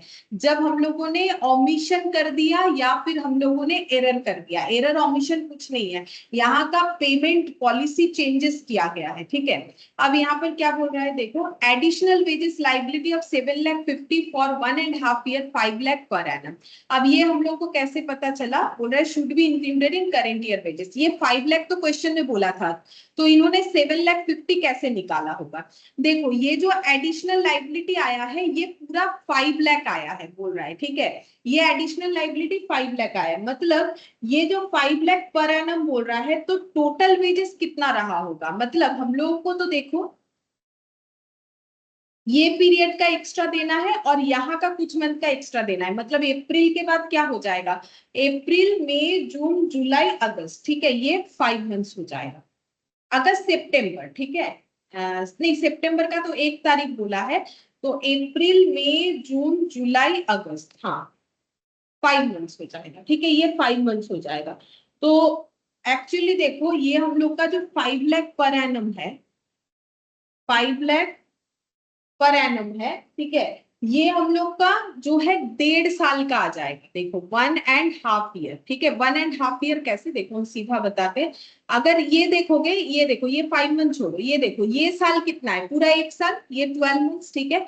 तो ये 12 मंथ्स और यहाँ पर 6 मंथ्स, ठीक है, ये 12 मंथ्स और यहाँ पर 6 मंथ्स, मतलब टोटल हमारा ये 1 ईयर और यहाँ पर 6 मंथ्स, टोटल 1.5 ईयर का हमारा जो है वेजेस का चेंजेस देखने को मिलेगा। यहाँ से तो हम लोग का एक्स्ट्रा, ठीक है, यहाँ से हम लोग का एक्स्ट्रा और इसका भी एक्स्ट्रा, ठीक है, इसका एक्स्ट्रा, यहाँ तो हम लोग एडिशनल पोर्शन को पे करेंगे और यहाँ पर जो बढ़ा हुआ प्राइस है उसको पे करेंगे, ठीक है। तो 1.5 ईयर, तो टोटल कितना हो जाएगा? टोटल बोल रहा है ये हम लोगों का 7.5 लाख होगा। कैसे? जैसे कि 1 साल का, ये देखो 1 ईयर का 5 लाख और जो हम लोग का बाकी हाफ ईयर का है तो इसका आधा करेंगे, तो 5 लाख का आधा कितना हो जाएगा? 2.5 लाख, ठीक है। तो टोटल कितना हो जाएगा? 7.5। ये पीरियड का जो एक्स्ट्रा पे करेंगे ये एक्स्ट्रा, जैसे मैंने अभी तुम लोग को एग्जांपल दिया था ना कि अगर 8,000 था, 10,000 हुआ तो 2,000, मतलब यहाँ पर जो पेमेंट हो गया था उस पे और 2,50,000 देंगे, और यहाँ पर जो है यहाँ पर हमें 5 लाख पे करना है, ठीक है 5 लाख, वो हमें क्वेश्चन ही बताया तभी हम लोग बाइफरकेट कर पा रहे हैं। ये देखो, this would cost the company an additional liability of 5 lakh per annum, company का 5 lakh per annum additional liability हुआ है, क्या इस पे डिस्क्लोजर का जरूरत है, वही पूछा है, ठीक है। तो अगर अमाउंट कैलकुलेट नहीं भी करते हो तो बात अलग है, नहीं करोगे तो भी चलेगा। तो यहाँ पर बोल रहा है additional wages liability 7,50,000 should be included in current year wages, तो हम लोग करेंट ईयर के वेजेस में उसे दिखाएंगे, अभी रेट्रोस्पेक्टिव इंपैक्ट आ रहा है तो it may be mention that additional wages is an expense arising from ordinary activity of the company, ये तो कंपनी का ऑर्डिनरी एक्टिविटी है, ठीक है, ये तो कोई एक्स्ट्रा ऑर्डिनरी भी नहीं है, एक्सेप्शनल भी नहीं है, प्रायर पीरियड नहीं है, क्योंकि ये कोई एरर या ओमिशन नहीं था, ये चेंजेस इन अकाउंटिंग पॉलिसी वगैरह भी नहीं है। Such an expenses does not qualify as an extraordinary item. However, as per AS5, when item of income and expenses within profit or loss from ordinary activity are of such size, nature, or incidents that their disclosure is relevant to explain the performance of the enterprise for the period, the nature and amount of such item should be disclosed separately। बोल रहा है कि अगर हम लोग का AS5 क्या बता रखा है, कोई इनकम या एक्सपेंसेस, उसका अमाउंट, साइज, नेचर, ये अगर या फिर उसका कोई वो इनकम एक्सपेंस रिलेटेड इंसिडेंट्स अगर हम लोग का इतना ज्यादा इंपॉर्टेंट है, इतना ज्यादा रेलिवेंट है कि उसका डिस्क्लोज करना जरूरी है, ताकि इससे हम लोग एंटरप्राइज का जो है परफॉर्मेंस को पता कर पाए, तो ये हमारे लिए जरूरी है कि हम लोग इसे सेपरेटली डिस्क्लोज करें, ठीक है। तो ये कौन से आइटम में आया, ये हम लोग का ऑर्डिनरी कोर्स ऑफ आइटम में आया, मतलब एक्चुअली ये ऑर्डिनरी आइटम है, लेकिन हमें इसको सेपरेटली फिर भी डिस्क्लोज करना पड़ेगा, ठीक है। क्यों करना पड़ेगा, क्योंकि इसका अगर देखो यहाँ पर बोल दिया है कि अगर लगता है ऑर्गेनाइजेशन को कि इसका अमाउंट जो है वो हमारे लिए अमाउंट, साइज, जो भी बोलो, नेचर या इंसिडेंट, ये काफी ज्यादा जरूरी है डिस्क्लोज करना, क्योंकि फाइनेंशियल स्टेटमेंट में इसका इम्पैक्ट आता है, तो फिर AS5 के अकॉर्डिंग ये डिस्क्लोज करना जरूरी है, डिस्क्लोज करना पड़ेगा, ठीक है। और 7,50,000 हम लोगों ने कैसे कैलकुलेट किया, सिंपल सा बात है, ये देखो यहाँ पर तो हमें 5 लाख बोला ही है कि इस साल 5 लाख का लाइबिलिटी एक्स्ट्रा जनरेट हुआ, ठीक है। तो अगर 5 लाख पूरे 12 मंथ्स का है तो ये प्रीवियस 6 मंथ्स का कितना आ जाएगा, 2,50,000, तो टोटल 7,50,000 का लाइबिलिटी जनरेट होगा, ठीक है। और ये हम लोग करेंट ईयर में, करेंट ईयर के वेजेस के साथ ये अमाउंट हम लोग दिखा देंगे। अच्छा, अब देखो क्वेश्चन नंबर 3 में क्या बोला है, क्वेश्चन नंबर 3 में बोला है the company finds that inventory sheet of 31st March 2001 did not include 2 pages containing details of inventory worth 14.5 lakh. State how will you deal with the following matters in accounts of Omega Limited for the year ended 31st March 2002। बोल रहा है कि company ने ये find out किया है that inventory sheet of 31st March 2001 did not include 2 pages. बोल रहा है कि इन्वेंट्री का जो शीट बना था उसमें 2 पेज इंक्लूड नहीं था, जहां पर 14.5 लाख के इन्वेंट्री का डिटेल्स था। तो हमें बोल रहा है कि state how will you deal with the following matters, इस मैटर्स के साथ हम लोग कैसे डील करेंगे अगर हम लोग ओमेगा लिमिटेड के अकाउंटेंट है for the year ended 31st मार्च 2002। तो ये तो सिंपल ओमिशन का आइटम हो गया। देखो अगर हम लोगों को पता है कि हमारा 2 पेज और भी था, बोल रहे नॉट इंक्लूडेड, मतलब पेज तो बना हुआ था उसको इंक्लूड नहीं किया, मतलब ये क्या हो गया, ओमिशन हो गया। ओमिशन होने का मतलब प्रायर पीरियड आइटम होगा। देखो क्या बोला है, नेट प्रॉफिट और loss for the period, prior period item and changes in accounting policy. ये क्या है, ये इसका नाम है, AS5 का नाम है। ये डिफाइन कर रहा है कि prior period item as income और expenses which arise in current period as a result of error और omission in the preparation of the financial statement of one और मोर प्रायर पीरियड। मतलब प्रायर पीरियड का किसी भी तरीके का error और ओमिशन के लिए करेंट पीरियड के फाइनेंशियल स्टेटमेंट में अगर कोई इंपैक्ट आता है तो उसे हम लोग प्रायर पीरियड आइटम बोल के डिफाइन करते हैं according to AS5। Rectification of error in inventory valuation is a prior period item, तो AS5 सेपरेटली डिस्क्लोज करने के लिए इसको बताया गया है AS5 के अंडर। तो ये हम लोग का क्या हो गया, प्रायर पीरियड आइटम। ये ओमिशन हुआ, ठीक है। एरर या ओमिशन वो तो देखो लैंग्वेज है, हम लोग लिखते हैं, लेकिन अगर पर्टिकुलरली बोलो तो दैट इज ओमिशन कहलाता है। ये चीज लिखने से ही होगा। ठीक है, मैंने जो लिखवाया है ये अगर तुम लोग लैंग्वेज यूज करते हो तो भी चलेगा कि AS5 के अकॉर्डिंग ये प्रायर पीरियड आइटम है, तो ये पूरा चीज अगर तुम लोग बोलोगे तो ही हो जाएगा कि सेपरेटली हमें इसे डिस्क्लोज कर देना चाहिए। ठीक है, ये इलास्ट्रेशन 3 हो गया। फिर इलास्ट्रेशन 4 में देखते हैं क्या होगा। Explain whether the following will continue a change in accounting policy or not as per AS5। ठीक है, कि ये चेंज इन अकाउंटिंग पॉलिसी होता है कि नहीं होता है। बोल रहा है कि introduction of a formal retirement gratuity scheme by an employer in place of ad hoc ex gratia payment to employees और रिटायरमेंट। इसका मैंने एग्जांपल दिया, मैंने बोला भी तुम लोगों को कि इसका एग्जांपल तुम लोगों को मिल जाएगा। ठीक है, तो देखो वही चीज आ गया जो मैंने एग्जांपल दिया था कि इसको हम लोग अकाउंटिंग पॉलिसी का चेंजेस बोलेंगे कि नहीं बोलेंगे। तो फॉर्मल रिटायरमेंट ग्रेचुइटी स्कीम हम लोगों ने लिया ad of ex gratia payment के जगह पर, तो ये मैंने अभी अभी तुम लोग को बोला इस तरीके के चेंजेस को हम लोग मैनेजमेंट का पॉलिसी चेंज बोल सकते हैं, अकाउंटिंग पॉलिसी चेंज नहीं बोल सकते। अब देख लो क्वेश्चन में कैसे लिखा है, इसे वैसे ही तुम लोग लिखते हैं। यहाँ पर सोल्यूशन कैसे लैंग्वेज में लिखा, पहला वाला देखो क्या बोल रहा है। एज पर AS5 नेट प्रॉफिट, ये इसका नाम। ठीक है, यहां से यहां तक the adoption of an accounting policy for event और transactions that differ in substance from previously occurring events और transaction will not be considered as change in accounting policy. आज ही लिखवाया, ये सेम लैंग्वेज आज ही लिखवाया।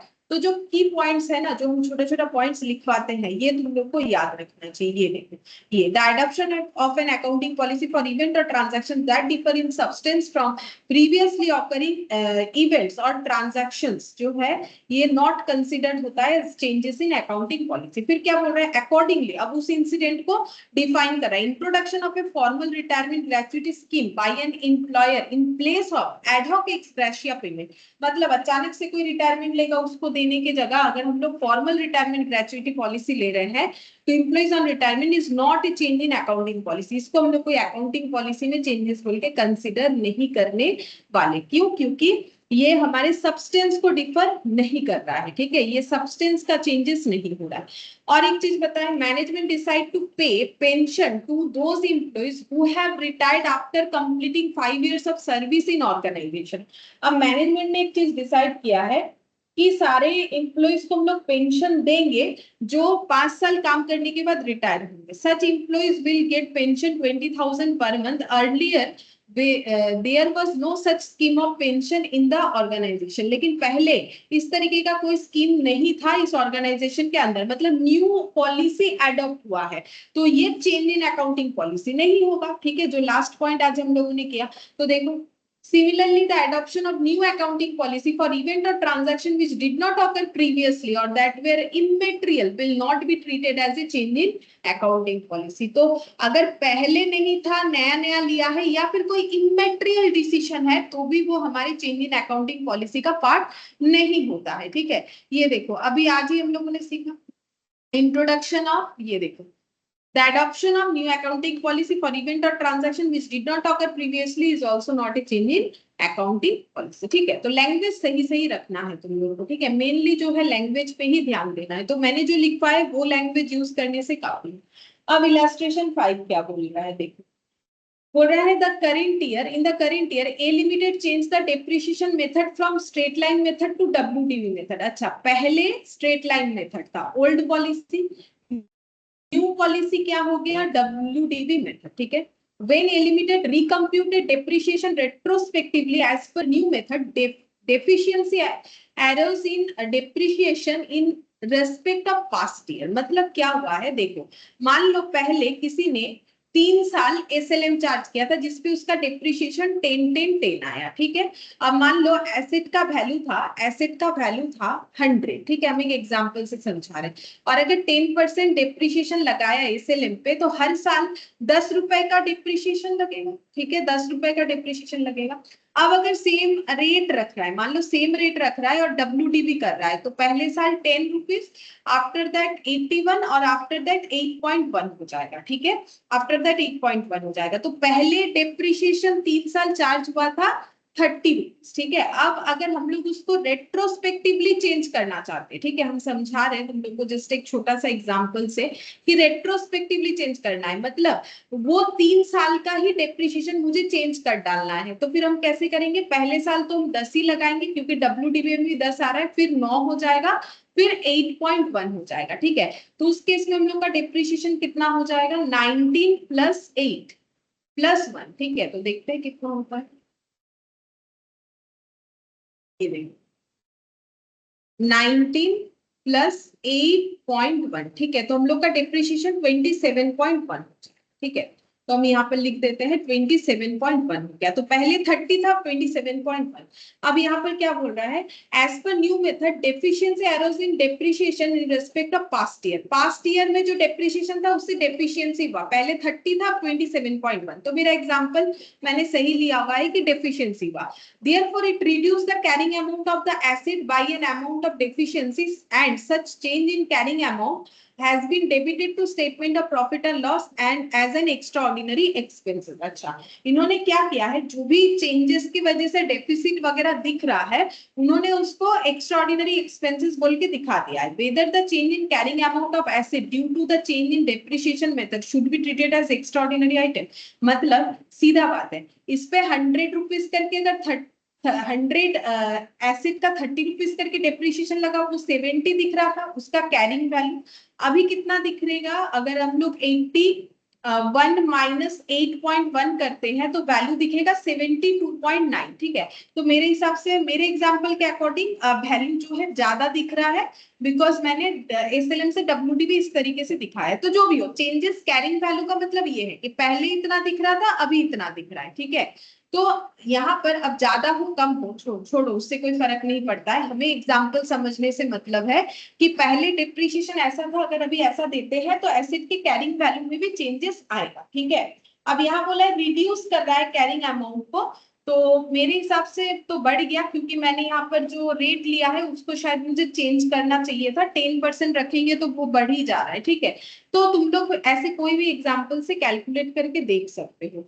तो यहाँ पर बोला है कि कैरिंग अमाउंट जो है हम लोग का चेंज हो गया, उसकी वजह से जो पीएल में भी इम्पैक्ट आया उसको इन्होंने एक्स्ट्राऑर्डिनरी एक्सपेंसेस बोल के दिखाया है।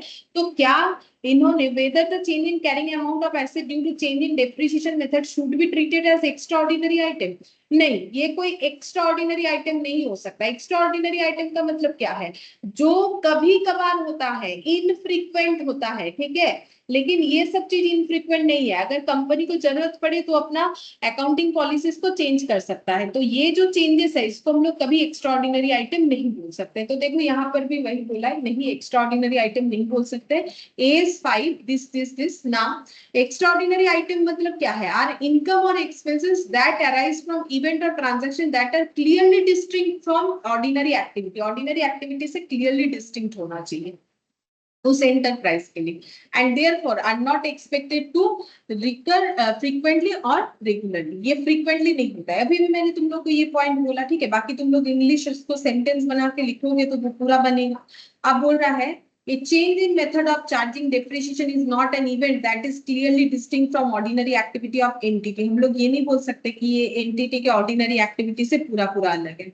In the instant case, A Limited has changed the depreciation method and treat the reduction in carrying amount। बोल रहा है कि चेंज किया डेप्रिसिएशन मेथड और इसकी वजह से एसेट का कैरिंग अमाउंट जो रिड्यूस्ड हुआ और amount of deficiency in depreciation. देखो, डेप्रिसिएशन पहले जो था अभी अगर कम होगा तभी ना मेरा एसेट का वैल्यू कम होगा। मतलब जैसे हम बोल रहे हैं, पहले मान लो डेप्रिसिएशन था हम लोग का ₹20, तो एसेट का वैल्यू इतना दिख रहा था। अब अगर डेप्रिसिएशन का वैल्यू मेरा ₹18 होगा तभी ना मेरा एसेट का वैल्यू जो है ज्यादा दिखेगा। तो वही बोल रहा है amount of deficiency in depreciation of the asset and extra ordinary expenses, this is not correct. इसको अगर हम लोग बोलेंगे कि ये एक एक्स्ट्रा ऑर्डिनरी एक्सपेंसेस है, ये करेक्ट नहीं है। Such deficiency should be treated as normal expense, ये नॉर्मल एक्सपेंसेस में ही कंसिडर होता है। Change in estimate useful life of depreciable asset, that is change in depreciation method, affects the depreciation in the current period and in each period during the remaining useful life of the asset. In both the cases, the effect of change relating to the current period is recognized as income or expenses in the current period. The effect, if any, on future period is recognized in future periods। ये क्या बोल रहा है देखो, इसका मतलब समझो यहाँ पर इसको कैसे एक्सप्लेन किया है। पहले तो बोला है कि change in method of carrying, change in method of charging depreciation. हम लोग डेप्रिशिएशन को जो एसएलएम से डब्ल्यूडीवी पे लेके गए, ये कोई ऑर्डिनरी एक्टिविटी से अलग बात नहीं है, ठीक है।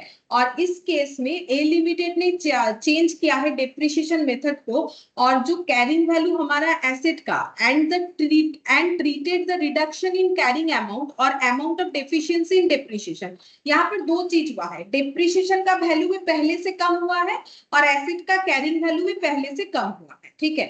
मतलब इन्होंने इस तरीके का ही चेंज किया है। तो वही बोल रहा है reduction in carrying amount of the asset as an extraordinary expenses, this is not correct. अगर इन्होंने ये जो ट्रीट किया है ना एक्स्ट्राऑर्डिनरी एक्सपेंसेस बोल के, ये गलत है, ठीक है। Such deficiency should be treated as normal expenses, ये नॉर्मल एक्सपेंसेस बोल के ही ट्रीट होना चाहिए। उसके बाद यहाँ पर क्या बोला है देखो, ए change in estimated useful life of depreciable asset. अब ये क्यों चेंज हुआ है हमारे एसेट का वैल्यू, हो सकता है हम लोगों ने अपने एसेट की यूजफुल लाइफ का जो एस्टिमेशन है उसी को चेंज कर दिया हो, ठीक है। That is change in depreciation method, और उसकी वजह से हमारा मतलब डेप्रिशिएशन मेथड भी हम लोगों ने चेंज किया। मतलब बोल रहा है कि पहले हम लोगों को लगा था 10 साल चलेगा, अब हमें लग रहा है कि कम या ज्यादा मेथड को ही चेंज कर दिया, क्योंकि हमारा एसेट का लाइफ का एस्टिमेशन ही हम लोगों ने चेंज किया और उसकी वजह से हम लोगों ने मेथड को भी चेंज किया। affects the depreciation in the current period, तो ऑब्वियसली अगर एस्टिमेटेड यूजफुल लाइफ चेंज होगा तो डेप्रिशिएशन का वैल्यू करंट पीरियड के लिए चेंज होगा as well as in and in each period during the remaining useful life of the asset. जहां change हुआ जिस साल में आके, वहां तो चेंज होगा ही होगा, और फ्यूचर में भी जो पीरियड्स बचे हुए उस एसेट के जो लाइफ बचे हुए उसमें भी चेंजेस होगा। In both cases the effect of the change relating to the current period is recognized as income or expenses in the current period। तो current period का impact current period में दिखाएंगे। The effect if any on future period, अगर future period में कोई impact आ रहा है is recognized in future period, उसे हम लोग future period में record कर लेंगे, क्योंकि change होने की वजह से currently जो changes है वो current period में दिखेगा, future का जो changes है वो future period में दिखता जाएगा। The change in depreciation method is considered as a change in accounting estimate as per the provision of AS5, ठीक है। AS5 के अकॉर्डिंग हम लोग इसे अकाउंटिंग एस्टिमेट का चेंज बोल के मानेंगे, ठीक है। अकाउंटिंग एस्टिमेट का चेंज इसीलिए बोल रहा है क्योंकि इन्होंने जो डेप्रिशिएशन को चेंज किया है ना, तो इनका कहने का मतलब ये है कि डेप्रिशिएशन चेंज इसीलिए होगा क्योंकि इन्होंने यहाँ माना है ना कि हम लोग मान रहे हैं कि उसका यूजफुल लाइफ चेंज हुआ। तो यूजफुल लाइफ चेंज होने का मतलब क्या होता है, यूजफुल लाइफ चेंज होने का मतलब होता है कि हम लोग उसका एस्टिमेट को चेंज कर रहे हैं, ठीक है, अकाउंटिंग एस्टिमेट को चेंज कर रहे हैं। तो इसीलिए इसको बोल रहा है कि क्योंकि हमारा अकाउंटिंग एस्टिमेट ही चेंज हुआ होगा, तो इसको हम लोग AS5 के under changes in accounting estimate बोल के मानेंगे। हम लोगों ने शायद अपने एसेट का यूजफुल लाइफ का एस्टिमेशन ही चेंज कर दिया, इस वजह से डेप्रिशिएशन चेंज हुआ, डेप्रिशिएशन चेंज हुआ बोल के एसेट का कैरिंग वैल्यू चेंज हुआ। अब करेंट ईयर से भी डेप्रिशिएशन चेंज होते जाएगा, रेट्रोस्पेक्टिवली भी चेंज करने के लिए बोला गया है, फ्यूचर में भी चेंज होगा। तो ये ordinary course of business activity मानेंगे, और जिस साल जहां जो चेंजेस होगा, करेंट ईयर का चेंजेस करेंट ईयर में, फ्यूचर पीरियड का चेंजेस फ्यूचर पीरियड में हम लोग दिखाएंगे। ये जो इन्होंने ट्रीट कर रखा है as a extraordinary item, ये इन्होंने गलत ट्रीट कर रखा है, ये चीज तुम लोग को बता, ठीक है।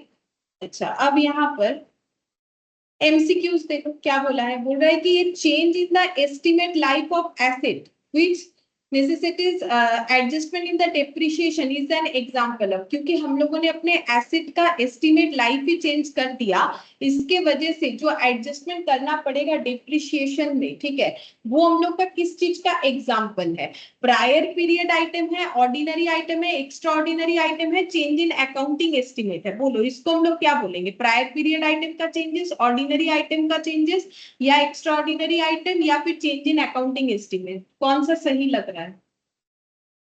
डी, ठीक है, ये हम लोग का चेंज इन अकाउंटिंग एस्टिमेट हुआ। अच्छा, अब नेक्स्ट देखो यहाँ पर क्या बोला है कि which of the following is considered and as an extraordinary item as per AS5। AS5 के अंदर extraordinary item कौन सा होता है, राइट डाउन और right of receivable inventories and intangible asset. अगर हम लोग अपने रिसीवेबल यानी डेटर, बिल्स रिसीवेबल, या फिर इन्वेंट्री यानी कि स्टॉक, या फिर किसी इंटेंजिबल का एसेट राइट डाउन या राइट ऑफ कर रहे हैं, वो एक्स्ट्राऑर्डिनरी आइटम होता है।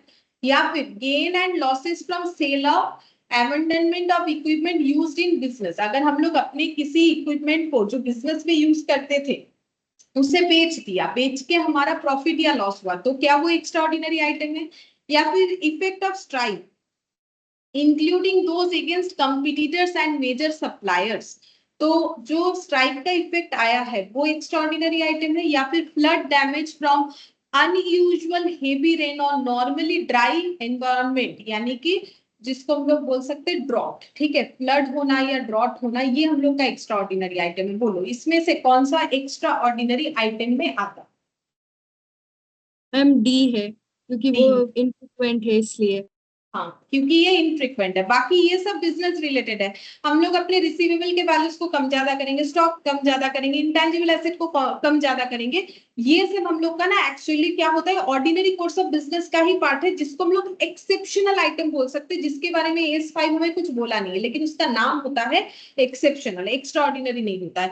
एसेट बेच दिया, उस पर लॉस हुआ, प्रॉफिट हुआ, एक्सेप्शनल, ठीक है। स्ट्राइक का इफेक्ट जो हो गया वो देखो कंपटीटर या सप्लायर के अगेंस्ट में बन रहा है, ठीक है, तो वो हम लोग का ऑर्डिनरी कोर्स ऑफ बिजनेस का पार्ट हो गया। ये सब तो लगा ही रहता है बिजनेस में, लेकिन ये फ्लड आना ये सब थोड़ी ना कोई रेगुलर बात है, तो ये हम लोग का एक्स्ट्रा ऑर्डिनरी आइटम।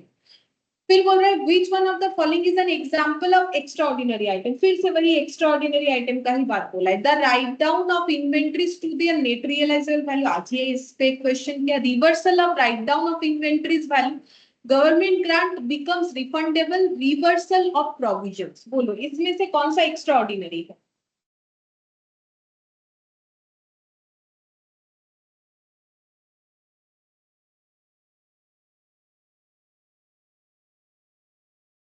कौन सा लग रहा है एक्स्ट्रा ऑर्डिनरी? देखो राइट डाउन इन्वेंट्रीज वैल्यू, ये तो हम लोग का एक्सेप्शनल आइटम, इस पे तो मैंने एग्जांपल सेम दे रखा है, ठीक है, राइट डाउन कर दिया फिर उसको रिवर्स कर, ये सब एक्सेप्शनल आइटम है, मतलब ऑर्डिनरी कोर्स ऑफ बिजनेस का ही पार्ट है, लेकिन हाँ सर्टेन आइटम है जिसको हम लोग अलग से क्लासिफाई जरूर करते हैं एक्सेप्शनल बोल के हमारे स्टेटमेंट ऑफ पीएल में। तो ये दोनों तो कंफर्म एक्सेप्शनल आइटम है।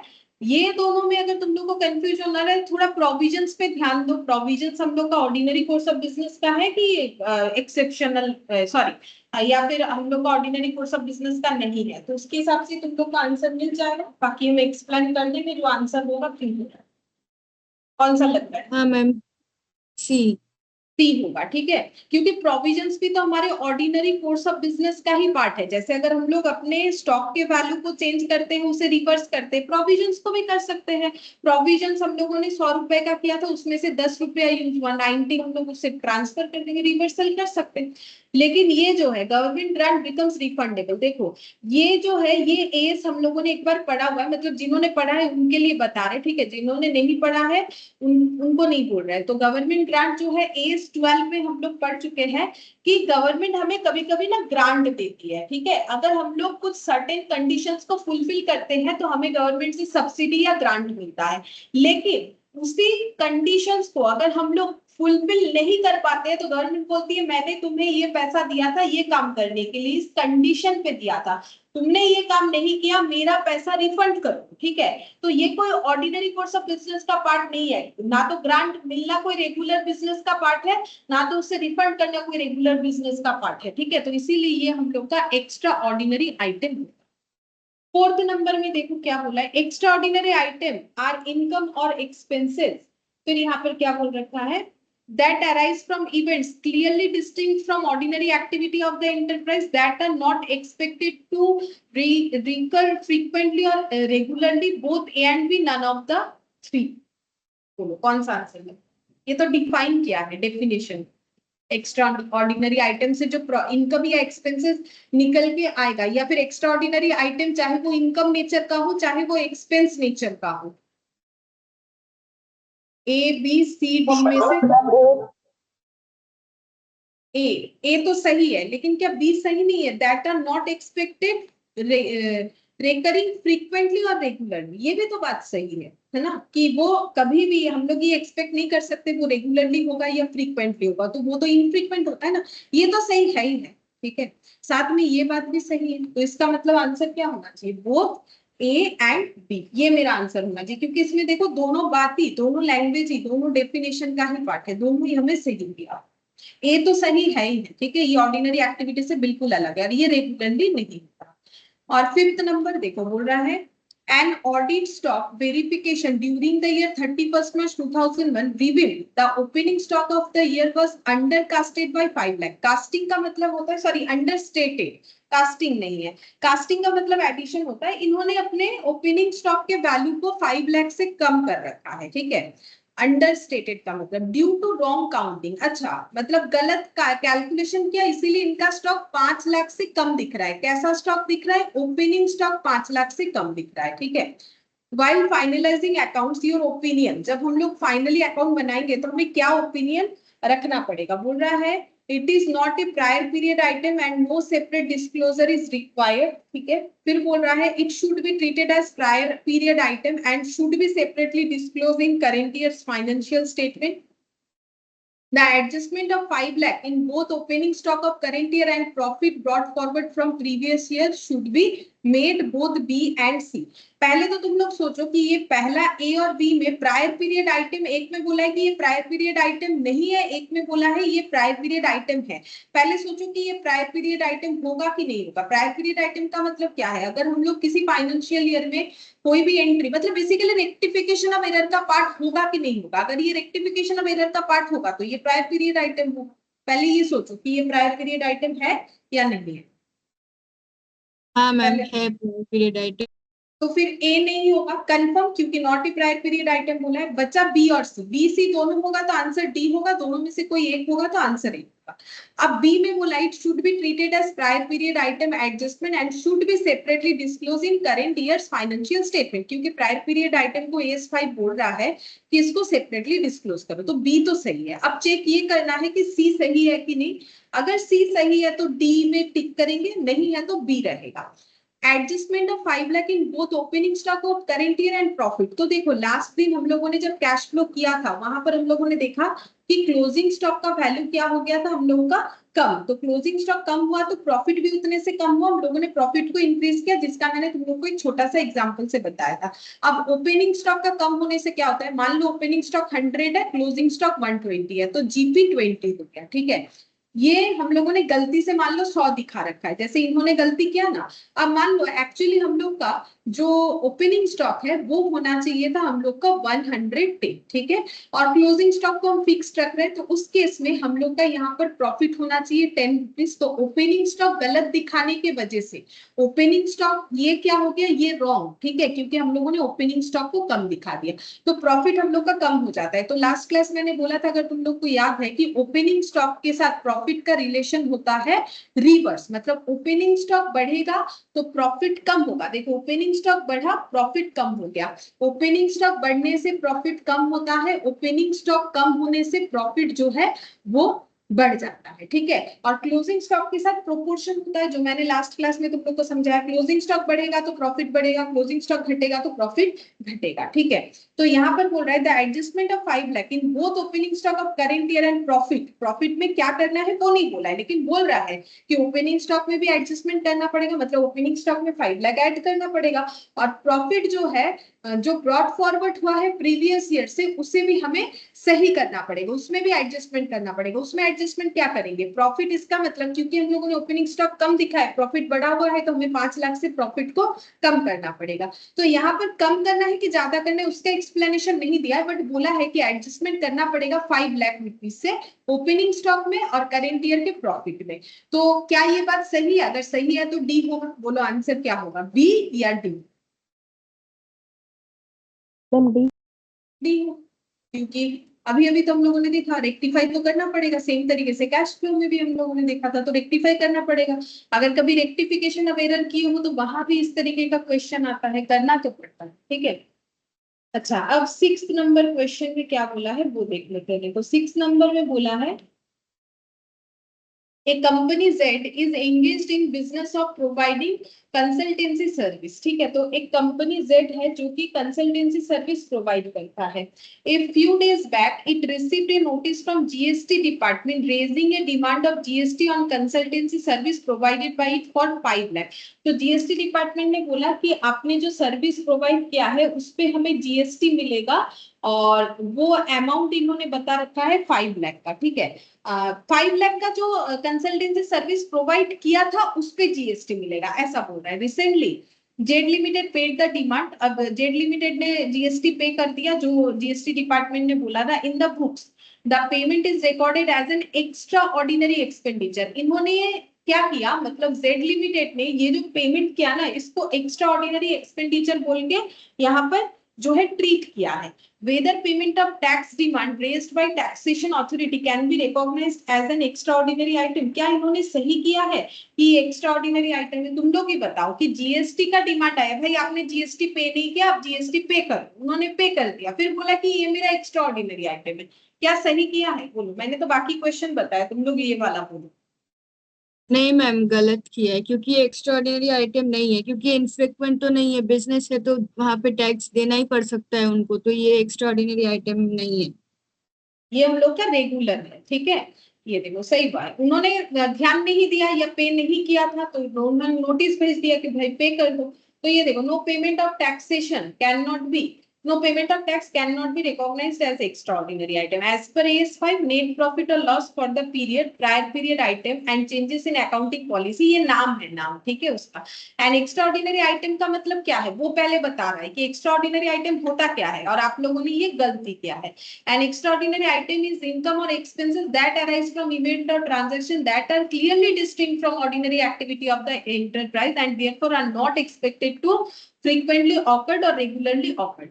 ये पहले बता दिया कि क्योंकि इन्होंने बोला है ना एक्स्ट्राऑर्डिनरी आइटम, तो इनको समझाया, देखो भाई एक्स्ट्राऑर्डिनरी आइटम का मतलब ये होता है, आप क्यों से एक्स्ट्राऑर्डिनरी बोल रहे हो। फिर बोल रहा है in the given case providing consultancy services and ordinary activity of Z limited, क्योंकि उनका तो काम ही है कंसल्टेंसी प्रोवाइड करना, और उसके अगेंस्ट में जो जीएसटी पेड करेंगे वो भी उनका नॉर्मल बात होगा, नॉर्मल कोर्स ऑफ बिजनेस का। बस GST paid pursuant to demand raised by GST department is also a part of an ordinary activity of JET Limited। ये भी उनका ऑर्डिनरी काम होगा।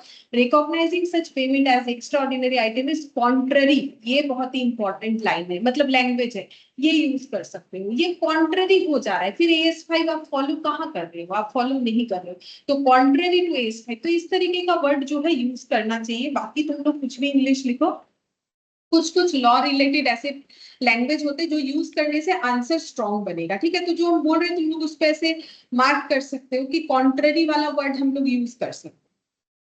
बाकी एक्स्ट्रा ऑर्डिनरी आइटम पे ही ज्यादा क्वेश्चन था अगर देखोगे तो, और बुक में तो अपना एक लैंग्वेज लिखा हुआ है, मैंने यहाँ पर तुम लोग को ये लिखा है, तुम लोग चाहो तो इसका भी यूज कर सकते हो कि according to AS5 and this name profit और loss for the prior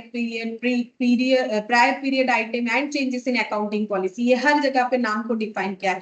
extra ordinary item should be disclose separately in statement of PL in such a way that is impact on current PL can be perceived, ये वाला भी लिख सकते हो, ठीक है।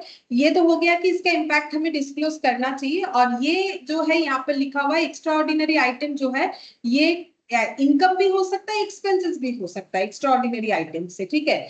That arise from event और transaction that are clearly distinct from ordinary activity, ये भी बहुत अच्छा जो है एक्सप्लेनेशन है, इसका यूज कर सकते हो, तो इसको हमें अलग से दिखाना चाहिए, ठीक है। तो ये सब लिख के प्रैक्टिस करोगे तो ही याद रहेगा, ठीक है। मतलब लैंग्वेजेस जो है अगर लिख के प्रैक्टिस नहीं करोगे तो वहां पर लिखते टाइम ऐसे लगेगा कि हम क्या ऐसा स्ट्रॉन्ग वर्ड यूज करें जिससे हम लोग इसको अच्छे से एक्सप्लेन कर पाए, ठीक है। चलो हम लोग का AS5 जो है ये कंप्लीट हो चुका। अब हम लोग AS15 थोड़ा सा सीखते हैं कि AS15 किस बात को लेकर डील करें। AS15 जो है ये हम लोग का लाइबिलिटी बेस्ड अकाउंट, AS15, ठीक है। AS15 हम लोग का लाइबिलिटी बेस्ड अकाउंटिंग है। AS15 का जो नाम है, पूरा नाम वो पहले लिखता है। AS15 का नाम है एम्प्लॉय बेनिफिट एक्सपेंसेस, ठीक है। एम्प्लॉय बेनिफिट एक्सपेंसेस लिखते हैं, देखो तब तक तुम लोग थोड़ा सही से एम्प्लॉय, ये देखो यहाँ पे एम्प्लॉय बेनिफिट्स, अच्छा बस इतना ही नाम है, एम्प्लॉय बेनिफिट्स, एक्सपेंसेस नहीं लिखने का जरूरत, एम्प्लॉय बेनिफिट्स AS15 का नाम, ठीक है। अच्छा एम्प्लॉय बेनिफिट्स में देखो सबसे पहले हम लोग यहाँ पर क्या समझेंगे कि ये एस हमें किस बात को लेके डील करता है। चलो हम एक जो है छोटा सा स्टोरी बताते हैं। जैसे मान लो ये कंपनी, ठीक है, कंपनी जो है वो एम्प्लॉयर होती है और जिनको काम पे रखती है, ठीक है, जिनको काम पे रखेगी ये सब क्या हो गए, कंपनी के employee। ये सब कंपनी के एम्प्लॉय होते हैं। तो कंपनी अपने एम्प्लॉय को अगर कुछ बेनिफिट्स देती है, कुछ बेनिफिट्स देती है, बेनिफिट्स कैसे दे सकती है, benefits in terms of cash भी हो सकता है, इन टर्म्स ऑफ काइंड भी हो सकता है, ठीक है। कैश मतलब तो समझ ही गए होंगे, पैसा, ठीक है। और काइंड का मतलब हो जाता है कि जैसे हम लोगों ने अपने एम्प्लॉय को घर दे दिया, गाड़ी दे दिया, कुछ और दे दिया, ठीक है, मतलब कैश के बदले कुछ और दे दिया, उसको हम लोग बोलते हैं एम्प्लॉय को दिया गया बेनिफिट। तो बेनिफिट कंपनी यानी एम्प्लॉयर कैश में भी दे सकता है, काइंड में भी दे सकता है। अब एम्प्लॉय का मतलब क्या होता है, यहाँ पर एस 15 में एम्प्लॉय का मतलब होता है all types of employee, all types of employee. अच्छा, ऑल टाइप्स का मतलब क्या क्या आ जाता है, ऑल टाइप्स का मतलब हो जाता है फुल टाइम जो काम कर रहे हैं उनका भी यहाँ पर जो है कंसिडरेशन होगा, पार्ट टाइम वालों का भी होगा, पार्ट टाइम वाले भी इसी में इंक्लूड होते हैं, और कैजुअल जो है, कैजुअल वो भी यहाँ पर इंक्लूड होते हैं, ठीक है। तो ऑल टाइप ऑफ एम्प्लॉय। अच्छा, अब बेनिफिट जो है ना उसमें भी एक पॉइंट है, बेनिफिट सिर्फ एम्प्लॉय को मिलता है ऐसा बात नहीं है। ये लोग कौन है, ये लोग एम्प्लॉय है, ठीक है। बेनिफिट सिर्फ एम्प्लॉय को मिलता है ये नहीं है, एम्प्लॉय के जो फैमिली है ना, एम्प्लॉय के जो फैमिली है, जैसे कि एम्प्लॉय के स्पाउस, ठीक है, उनके मम्मी पापा, ठीक है, तो एम्प्लॉय के फैमिली को भी वो बेनिफिट मिलेगा, ठीक है, एम्प्लॉय के फैमिली को भी बेनिफिट मिलेगा। तो बेनिफिट्स में फैमिली भी कंसिडर, जैसे मान लो घर पे बच्चे हैं उनका पढ़ाई का कुछ बेनिफिट कर दिया, ठीक है, कुछ मेडिकल बेनिफिट्स दे दिया, फैमिली में किसी को कुछ हुआ, तो इसमें बेनिफिट्स में जो है वो एम्प्लॉय के साथ साथ जो है हम लोग का फैमिली, एम्प्लॉय का फैमिली भी इंक्लूड हो जाएगा, ठीक है, जिस जो कहाँ कवर होता है एज 15 में। तो यहाँ पर अभी हम लोगों ने क्या देखा, एम्प्लॉयर कौन होता है, जो काम पे रखता है, यानी कोई कंपनी ऑर्गेनाइजेशन। एम्प्लॉय कौन होता है, जो वहां काम करता है। एज 15 के अंदर एम्प्लॉय को जो बेनिफिट्स दिया जाता है वो दो कैटेगरी में दे सकता है, कंपनी कैश में भी दे सकता है, काइंड में भी दे सकता है। एम्प्लॉय का मतलब क्या क्या होता है, full time employee, part time employee, casual employees. और बेनिफिट्स जो है ऐसा नहीं है कि सिर्फ एम्प्लॉय को ही प्रोवाइड होगा, उसके फैमिली को भी वो बेनिफिट जा सकता है, ठीक है। अच्छा, अब ये जो है ये एस क्यों बनाया गया है, देखो ये एस जो है ना ये मैचिंग प्रिंसिपल पे बना हुआ है, ठीक है, मैचिंग प्रिंसिपल। मैचिंग प्रिंसिपल क्या होता है, तुम लोग जो है बचपन में पढ़े होंगे मैचिंग प्रिंसिपल क्या होता है।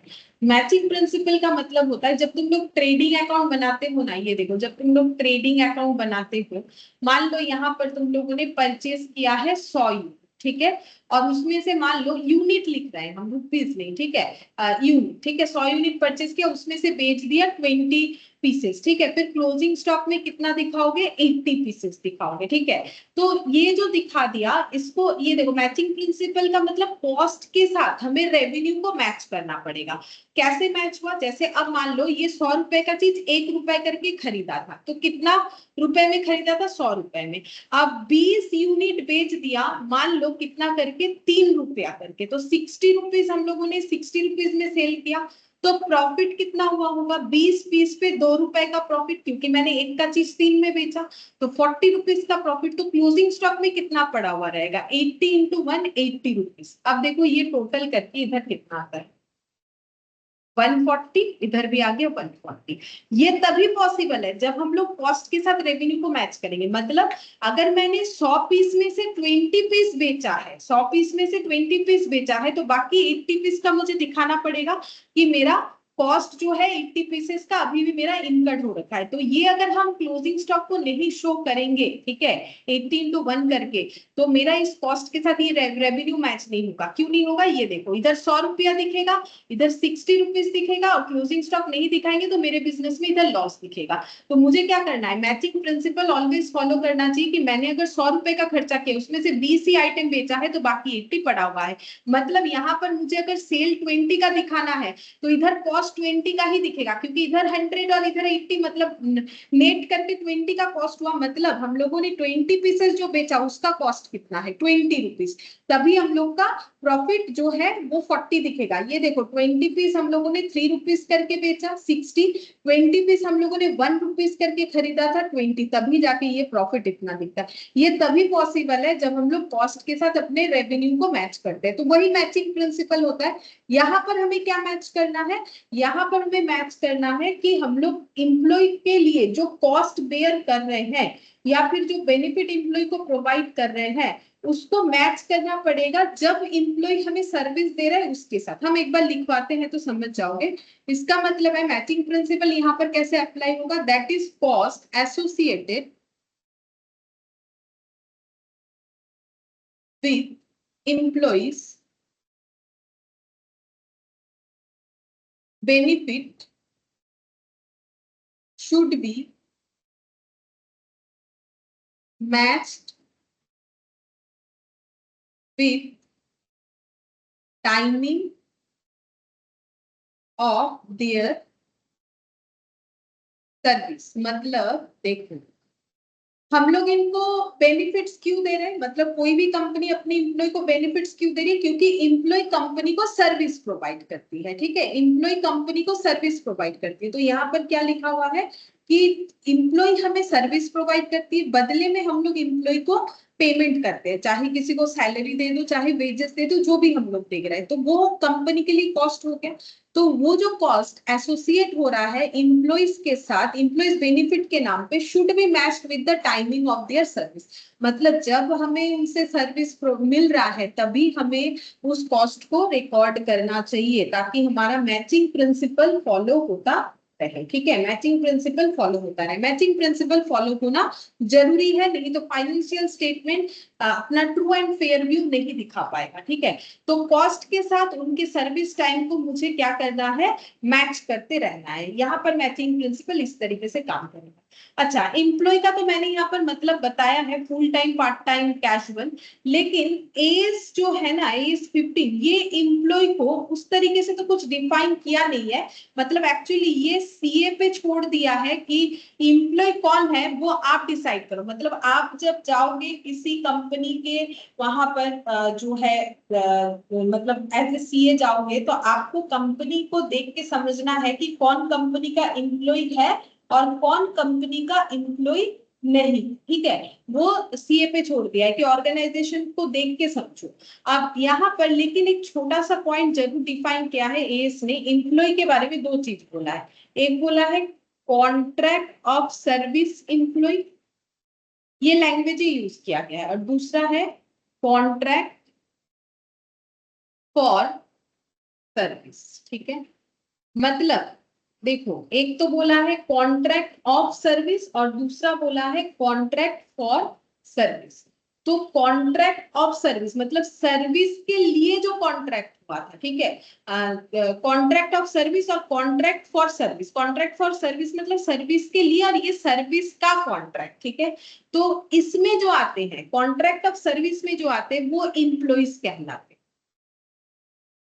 ठीक है, और कॉन्ट्रैक्ट फॉर सर्विस में जो आते हैं वो प्रोफेशनल कहलाते, प्रोफेशनल कहलाते। ठीक है, वो एम्प्लॉइज नहीं कहलाते। ये बाइफर्केशन हमें याद रखना है। ठीक है, ये मेनली देखो सारे लैंग्वेज सेम है, contract contract, service service, difference बस इतने से इंग्लिश हो रहा है। ठीक है, कॉन्ट्रैक्ट फॉर सर्विस। ठीक है, कोई सर्विस के लिए हम लोगों ने किसी के साथ कॉन्ट्रैक्ट कर लिया तो वो हमारे एम्प्लॉइज नहीं है, वो हमारे प्रोफेशनल है। ठीक है, और कॉन्ट्रैक्ट ऑफ सर्विस हम लोगों ने सर्विस का ही कॉन्ट्रैक्ट किया है तो उस रिगार्डिंग जो लोग हैं उनको हम लोग बोलेंगे एम्प्लॉइज। ये बात एज 15 में बताया गया। ठीक है, तुम लोग यहाँ पर देखोगे तो पता चल जाएगा। ठीक है, यहाँ पर जो है, ठीक है, तुम लोग देखोगे तो पता चल जाएगा, यहाँ पर मिल जाएगा, तो ये तुम लोग को याद रखना है। अच्छा, अब नेक्स्ट हम लोग पढ़ेंगे कि बेनिफिट्स जो है ना, मैंने तो बोला कैश और काइंड, लेकिन बेनिफिट्स को यहाँ पर कुछ पार्ट्स में डिवाइड किया गया, वो देखो बेनिफिट्स। बेनिफिट्स, ठीक है, बेनिफिट्स में क्या क्या आएगा, शॉर्ट टर्म बेनिफिट, और यहाँ पर post employment benefit, post employment long term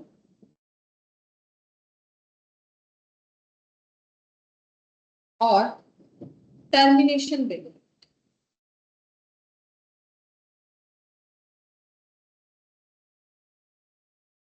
short term benefit जो है, शॉर्ट टर्म बेनिफिट में जैसे मान लो जिसका शॉर्ट टर्म मतलब क्या, जिसका इम्पैक्ट विद इन 12 मंथ्स होगा।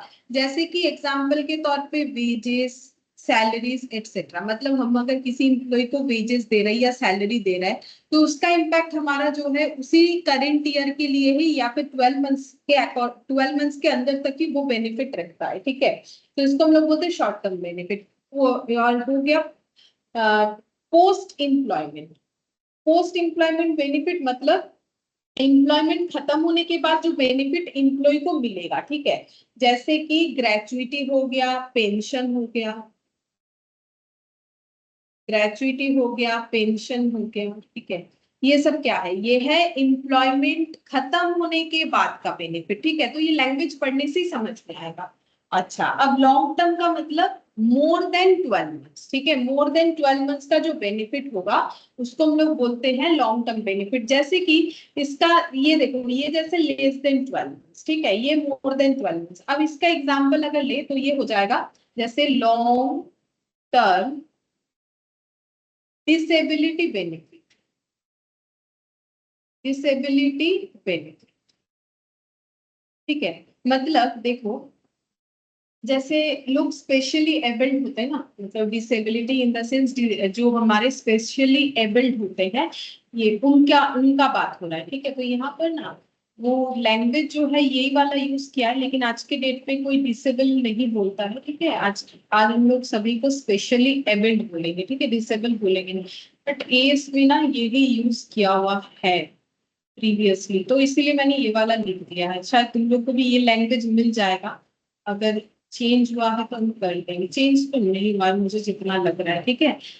तो देखो अभी जो है वही हम लिख पा रहे हैं। तो लॉन्ग टर्म डिसेबिलिटी मतलब किसी को मान लो कोई स्पेशली एबल्ड है तो कंपनी बोल रही है आपका जो ये इश्यूज है इसके लिए हम लोग आपको आपके मतलब जितना दिन आपका एम्प्लॉयमेंट रहेगा या फिर आपको लाइफ टाइम के लिए हम लोग ये पेमेंट करने वाले हैं, ठीक है। ये आपको दिया जाएगा ये अमाउंट, आप क्योंकि स्पेशली एबल्ड हो तो आपको ये अमाउंट जो है लाइफ टाइम के लिए दिया जाएगा। तो इसको हम लोग बोलते हैं लॉन्ग टर्म बेनिफिट, ठीक है। फिर उसके बाद देखो टर्मिनेशन बेनिफिट। टर्मिनेशन बेनिफिट का मतलब अचानक से कोई छोड़ के चला गया या फिर कंपनी ने ही किसी को जो है टर्मिनेशन लेटर दे दिया कि भाई चले जाओ और नहीं करना है, कोई भी रीजन हो, ठीक है। तो उस केस में जैसे एग्जांपल के तौर पे वॉलेंटरी रिटायरमेंट बेनिफिट होता है, ठीक है।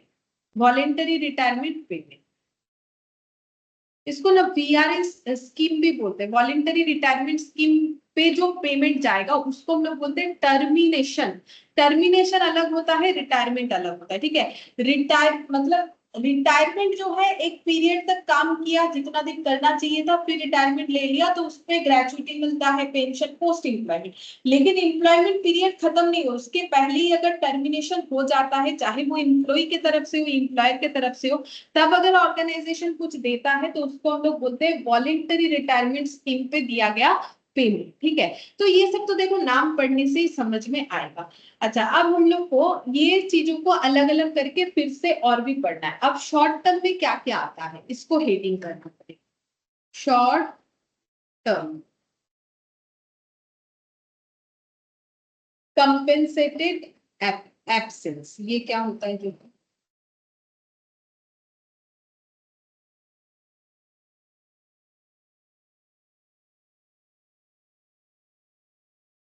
शॉर्ट टर्म कंपेंसेटेड एब्सेंस, ठीक है। इसका दो पार्ट करना है, एक हो जाएगा एक्यूमुलेटिंग और दूसरा हो जाएगा नॉन एक्यूमुलेटिंग।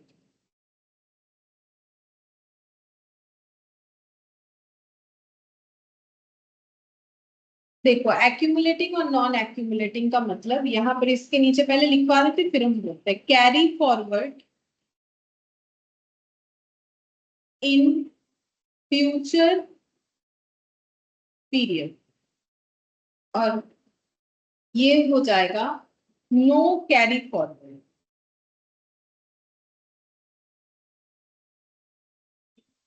इसका एग्जाम्पल भी देंगे, पहले समझा देते हैं। देखो मैंने क्या लिखा, शॉर्ट टर्म कंपेंसेटेड एब्सेंसेस। एब्सेंसेस का मतलब हो जाता है जब एम्प्लॉई काम पे नहीं आता है, एब्सेंस, ठीक है, मतलब अगर कोई काम पे नहीं आ रहा है तो एब्सेंस हो गया। तो कंपेंसेटेड एब्सेंस मतलब जो लीव, जो छुट्टी है वो कंपेंसेटेड वाला है, मतलब उस पे पेमेंट मिलेगा, ठीक है, उस पे पेमेंट मिलेगा। ऐसा लीव या ऐसा एब्सेंस जिसपे ऑर्गेनाइजेशंस की तरफ से एम्प्लॉय को पेमेंट मिलेगा, ठीक है। अब एक्यूमुलेटिंग का मतलब ये है कि जैसे मान लो कि कोई कंपनी ने किसी एम्प्लॉय को, मान लो कंपनी ने किसी एम्प्लॉय को क्या किया, इनको दिया है, मान लो टोटल टोटल मान लो 20 जो है कंपेंसेटेड एब्सेंस दिया है, ठीक है। मतलब आप जो है आओ या ना आओ, आपको मतलब कंपेंसेटेड एब्सेंस का मतलब क्या हो गया कि आप इतना सारा लीव ले सकते, ठीक है, ये लीव ले सकते हैं। और अगर मान लो इम्प्लॉई जो है ये लीव मान लो ये 1 साल के लिए दिया है, ठीक है। अब कंपनी ने, इस एम्प्लॉय ने क्या किया, फर्स्ट ईयर में मतलब जिस साल इसे ये लीव मिला उसमें से इसने 15 लीव का ही यूज किया, तो बाकी 5 लीव जो है वो नेक्स्ट ईयर एक्यूमुलेट हो जाएगा। मान लो नेक्स्ट ईयर कंपनी फिर से 20 लीव देगी, लेकिन ये एम्प्लॉय क्योंकि पहले 15 लीव का यूज किया था तो अभी उसे और 5 लीव मिल जाएगा, यानी टोटल इसका 25 लीव हो जाएगा। इसको हम लोग बोलते हैं carry forward in future period, मतलब एक्यूमुलेट हो जाएगा। अगर जितने छुट्टी मिलने वाले थे उसमें सारे छुट्टी यूटिलाइज नहीं हुए हैं तो उस केस में क्या होता है कि एम्प्लॉय का वो छुट्टी कैरी फॉरवर्ड हो जाएगा, नेक्स्ट ईयर में वो ऐड हो जाएगा कि ठीक है आपने 15 लिया था, आपका 20 बनता था, अब आपको 20 + 5 यानी 25 लीव मिल जाता है, ठीक है। तो इसको हम लोग बोलते हैं एक्यूमुलेटिंग जो है कंपेंसेटेड एब्सेंस, ठीक है। नॉन एक्यूमुलेटिंग का मतलब क्या होता है, नॉन एक्यूमुलेटिंग का मतलब है आपका 20 लीव्स था, आपने 15 लिया, आपका मर्जी, ठीक है, लेकिन ये कैरी फॉरवर्ड नहीं होगा, ठीक है, ये कैरी फॉरवर्ड नहीं होगा। इस तरीके के लीव में जैसे आता है, फीमेल के लिए बोल सकते हैं मैटरनिटी, ठीक है, मैटरनिटी, ठीक है। तो लेडीज को जो मैटरनिटी लीव मिलता है वो अगर ऑन दैट मोमेंट उन्होंने यूज नहीं किया तो ऐसा नहीं है कि वो कैरी फॉरवर्ड हो जाएगा, ठीक है। किसी को इस साल मैटरनिटी लीव का जरूरत था तो कंपनी उसे मैटरनिटी लीव दे रही है, अगर वो यूज नहीं करती है तो ऐसा नहीं है कि नेक्स्ट ईयर वो जो है कैरी फॉरवर्ड हो जाएगा, ये पॉसिबिलिटीज नहीं होता है, ठीक है। तो इसको हम लोग बोलते हैं नॉन एक्यूमुलेटिंग, जो कैरी फॉरवर्ड नहीं हो सकता है। एक्यूमुलेटिंग का मतलब जो कैरी फॉरवर्ड हो सकता है, ठीक है। तो ये दोनों डिफरेंसेस हो गया शॉर्ट टर्म कंपेंसेटेड एब्सेंस में, ठीक है। अच्छा, अब इसको और एक तरीके से हम लोग इसको डिवाइड कर सकते हैं, ठीक है। इसको और एक तरीके से डिवाइड करेंगे, वेस्टिंग और नॉन वेस्टिंग, ठीक है, ये वाली वेस्टिंग और नॉन वेस्टिंग। वेस्टिंग का मतलब कैश पेमेंट, लिखो हम बता, for unused unused entitlements,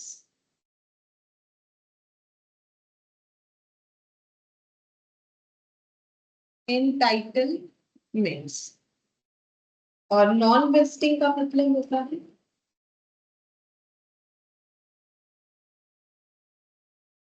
non cash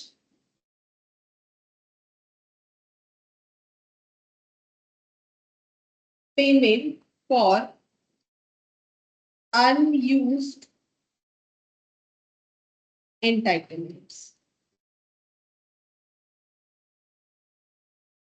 ठीक है।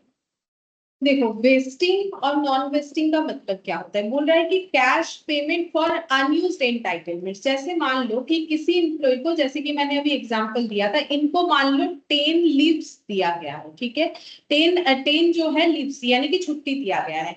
अब इसमें से इन्होंने जो है 2 लीव ही लिए और बाकी 8 लीव्स पे ये काम में आ गए, ठीक है, ये एवेल नहीं किया, तो ऑर्गेनाइजेशन क्या बोलेगा, अगर वेस्टिंग है तो फिर ऑर्गेनाइजेशन बोलेगा ठीक है आपको 10 छुट्टी मिला था, आपने 2 छुट्टी लिया, 8 छुट्टी पे आप काम पे आ रहे हो तो आपको उसका पेमेंट कर देंगे, cash payment for unused entitlements. तो इनका एंटाइटलमेंट 10 लीव का था, इन्होंने 2 लिया, 8 नहीं लिया और उस पे काम पे आ गए, तो अगर काम पे आ जाएंगे तो ऑर्गेनाइजेशन पेमेंट कर देगा, तो इसको हम लोग बोलते हैं वेस्टिंग, ठीक है। और नॉन वेस्टिंग का मतलब क्या है, जैसे अगर वो नॉन वेस्टिंग था, ठीक है, नॉन वेस्टिंग लीव था, तो उस केस में अगर कोई काम पे आ भी जाता है अपना छुट्टी को यूज नहीं करके, अनयूज्ड छुट्टी का जो अनयूज्ड एंटाइटलमेंट्स जिसे इंग्लिश में बोल रहे हैं कि अनयूज्ड जो एंटाइटलमेंट्स है उसमें अगर कोई काम में आता है तो उसका मर्जी आ सकता है लेकिन किसी तरीके का पेमेंट नहीं मिलेगा, तो कोई क्यों ही ऐसा करेगा, ठीक है।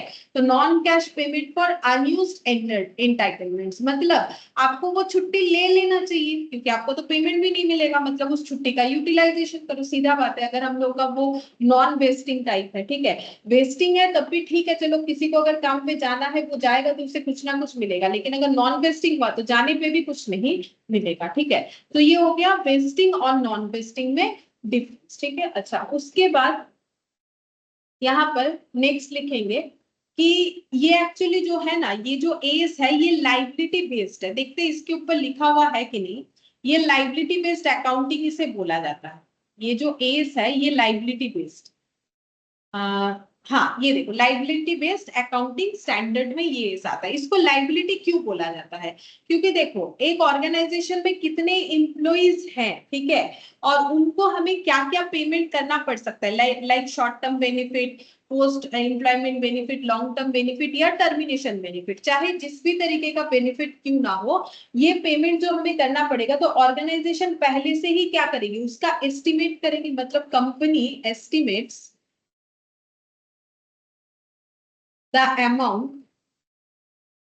amount for these and create provisions, इसीलिए इसे लाइबिलिटी बेस्ड बोला जाता है, क्योंकि प्रोविजन लाइबिलिटी होता है। कंपनी को क्या क्रिएट करना पड़ेगा, पहले एस्टिमेट करना पड़ेगा कि मुझे क्या क्या पेमेंट करना पड़ सकता है, और उसके लिए प्रोविजंस बनाना पड़ेगा, ठीक है। और ये प्रोविजंस जो है ये कितने तरीके का हो सकता है, ये प्रोविजंस जो है ये 2 तरीके का हो सकता है, शॉर्ट टर्म के लिए भी बनाना पड़ सकता है शॉर्ट टर्म प्रोविजंस, और लॉन्ग टर्म प्रोविजंस भी बनाना पड़ सकता है।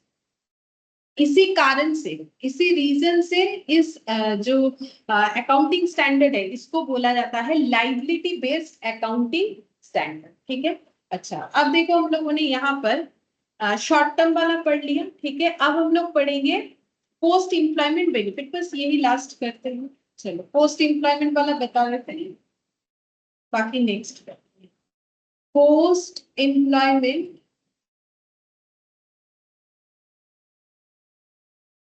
बेनिफिट, ठीक है। पोस्ट एम्प्लॉयमेंट बेनिफिट जो है ये भी 2 तरीके पे डिफाइन होगा, मतलब 2 पार्ट है इसका, एक है डिफाइंड कंट्रीब्यूशन प्लान, एक है defined benefit, defined contribution plan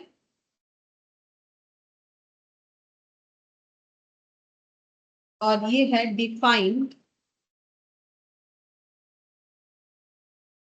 benefit plan. अच्छा, इसको शॉर्ट में बोलते हैं डीसीपी, इसको बोलते हैं डीबी, ठीक है। तो इसमें अगर देखोगे तो एक ही डिफरेंस है, दोनों में डिफाइंड डिफाइंड लिखा हुआ है, डिफरेंस क्या है, इसमें कंट्रीब्यूशन है और इसमें बेनिफिट है, ठीक है। तो ये वाला लिखते हैं, देखो इसका मतलब क्या होता है, इसका मतलब लिखो कि actuarial risk and investment risk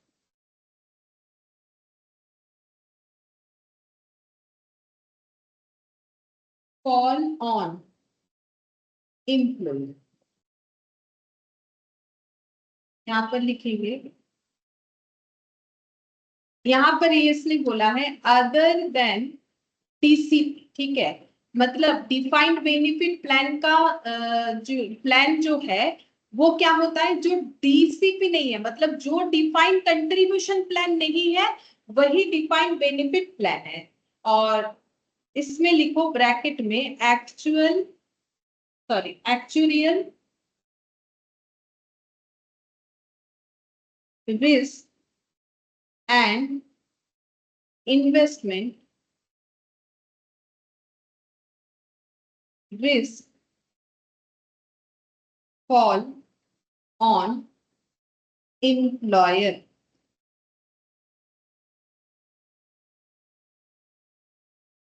अब इसको हम समझा देते हैं। देखो यहाँ पर क्या बोला है, जैसे कि देखो ये डीसीपी वाला है, इसका एक एग्जांपल देते हैं, लिखते हैं तो तुम लोग समझ जाओगे। इसका एग्जांपल लिखो, प्रोविडेंट फंड।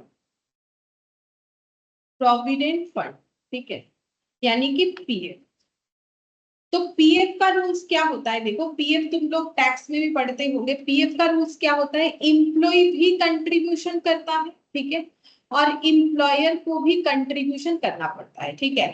अब देखो एम्प्लॉयर अगर 100 कंट्रीब्यूशन करेगा तो एम्प्लॉय से भी 100 रुपीज जाता है, ठीक है। अब यहाँ पर देखो डिफाइंड का मतलब क्या होता है, फिक्स्ड, ठीक है। डिफाइंड का मतलब होता है फिक्स्ड, चाहे यहाँ देख लो चाहे यहाँ देख लो, ठीक है। अब कंट्रीब्यूशन कर रहा है, कौन कर रहा है, एम्प्लॉयर भी कर रहा है, एम्प्लॉय भी कर रहा है, ठीक है। अब यहाँ पर क्या बोला है, actual risk and investment risk fall on employee, ठीक है।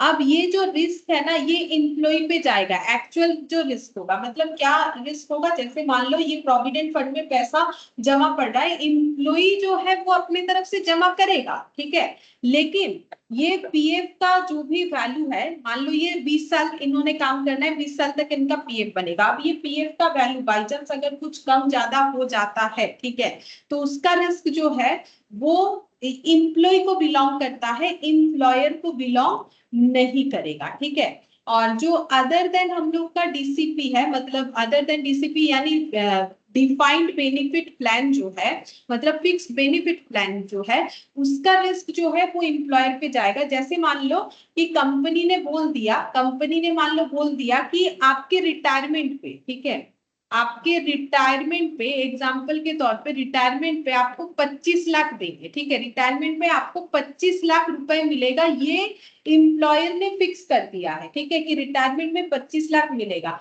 तो फिर जो एम्प्लॉयर है उसे किसी भी हाल में उनको 25 लाख जो है वो देना ही पड़ेगा, ठीक है। 25 लाख जो है वो देना ही पड़ेगा, कम ज्यादा नहीं दे सकते। मतलब इसके वैल्यूएशन एक्चुअली क्या होता है, पैसा इन्वेस्ट कर दिया जाता है ना, तो इन्वेस्टमेंट होने पे वैल्यूएशंस जो है कम या ज्यादा हो सकता है। लेकिन अगर पहले से ही इन्होंने बता दिया है कि हम 25 लाख देंगे, तो वो 25 लाख ही उनको देना पड़ेगा। लेकिन इसमें क्या होता है, इसमें मंथली जो है डिपॉजिट होता है, तो उसमें अगर वैल्यूएशन में कोई चेंजेस आ जाता है, उसका रिस्क एम्प्लॉय नहीं लेगा। तो जिसमें सीधा बात है, जिसमें रिस्क जो है वो एम्प्लॉय पे होता है, ठीक है, वो होता है डिफाइंड कंट्रीब्यूशन प्लान, ठीक है। और जिसमें रिस्क जो है एम्प्लॉयर का होता है, उसको हम लोग बोलते हैं डिफाइंड बेनिफिट प्लान, ठीक है। तो बेनिफिट मतलब जो बेनिफिट देने का बात हुआ है उतना ही अमाउंट देना पड़ेगा। तो फिर देने वाला कौन, एम्प्लॉय, ठीक है। तो फिर सॉरी एम्प्लॉयर, तो फिर एम्प्लॉयर के ऊपर वो रिस्क जो है वो रहेगा। इसीलिए बोल रहा है एक्चुअल रिस्क, मतलब एक्चुअल जो रिस्क है एंड इन्वेस्टमेंट रिस्क, वही इन्वेस्टमेंट हो रहा है ना, क्योंकि वो पैसा जो जमा होता है वो कहीं ना कहीं इन्वेस्ट होता है। तो इन्वेस्टमेंट करते हैं तो मार्केट के अकॉर्डिंग वैल्यूएशंस कम ज्यादा हो सकता है। तो बोल रहे इन्वेस्टमेंट रिस्क जो है वो एम्प्लॉयर के ऊपर है, उन्होंने 25 लाख बोला है, 25 लाख ही देना पड़ेगा।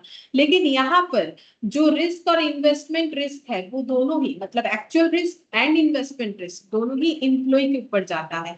तो अगर पीएफ का पैसा कम ज्यादा हो जाता है तो उसका रिस्क जो है एम्प्लॉय को लेना पड़ेगा। तो इस तरीके के जो बेनिफिट्स दिए जाते हैं एम्प्लॉय को, तो एक में एम्प्लॉय का रिस्क होता है, एक में एम्प्लॉयर का रिस्क होता है। जो एम्प्लॉयर का रिस्क है उसे बेनिफिट डिफाइंड बेनिफिट प्लान बोलते हैं, जिसमें एम्प्लॉय का रिस्क होता है उसे हम लोग डिफाइंड कंट्रीब्यूशन प्लान, ठीक है। ये एक्चुअली एएस ने डिफाइन किया है, तो हमें भी इसी तरीके से पढ़ के इसे याद रखना पड़ेगा, ठीक है।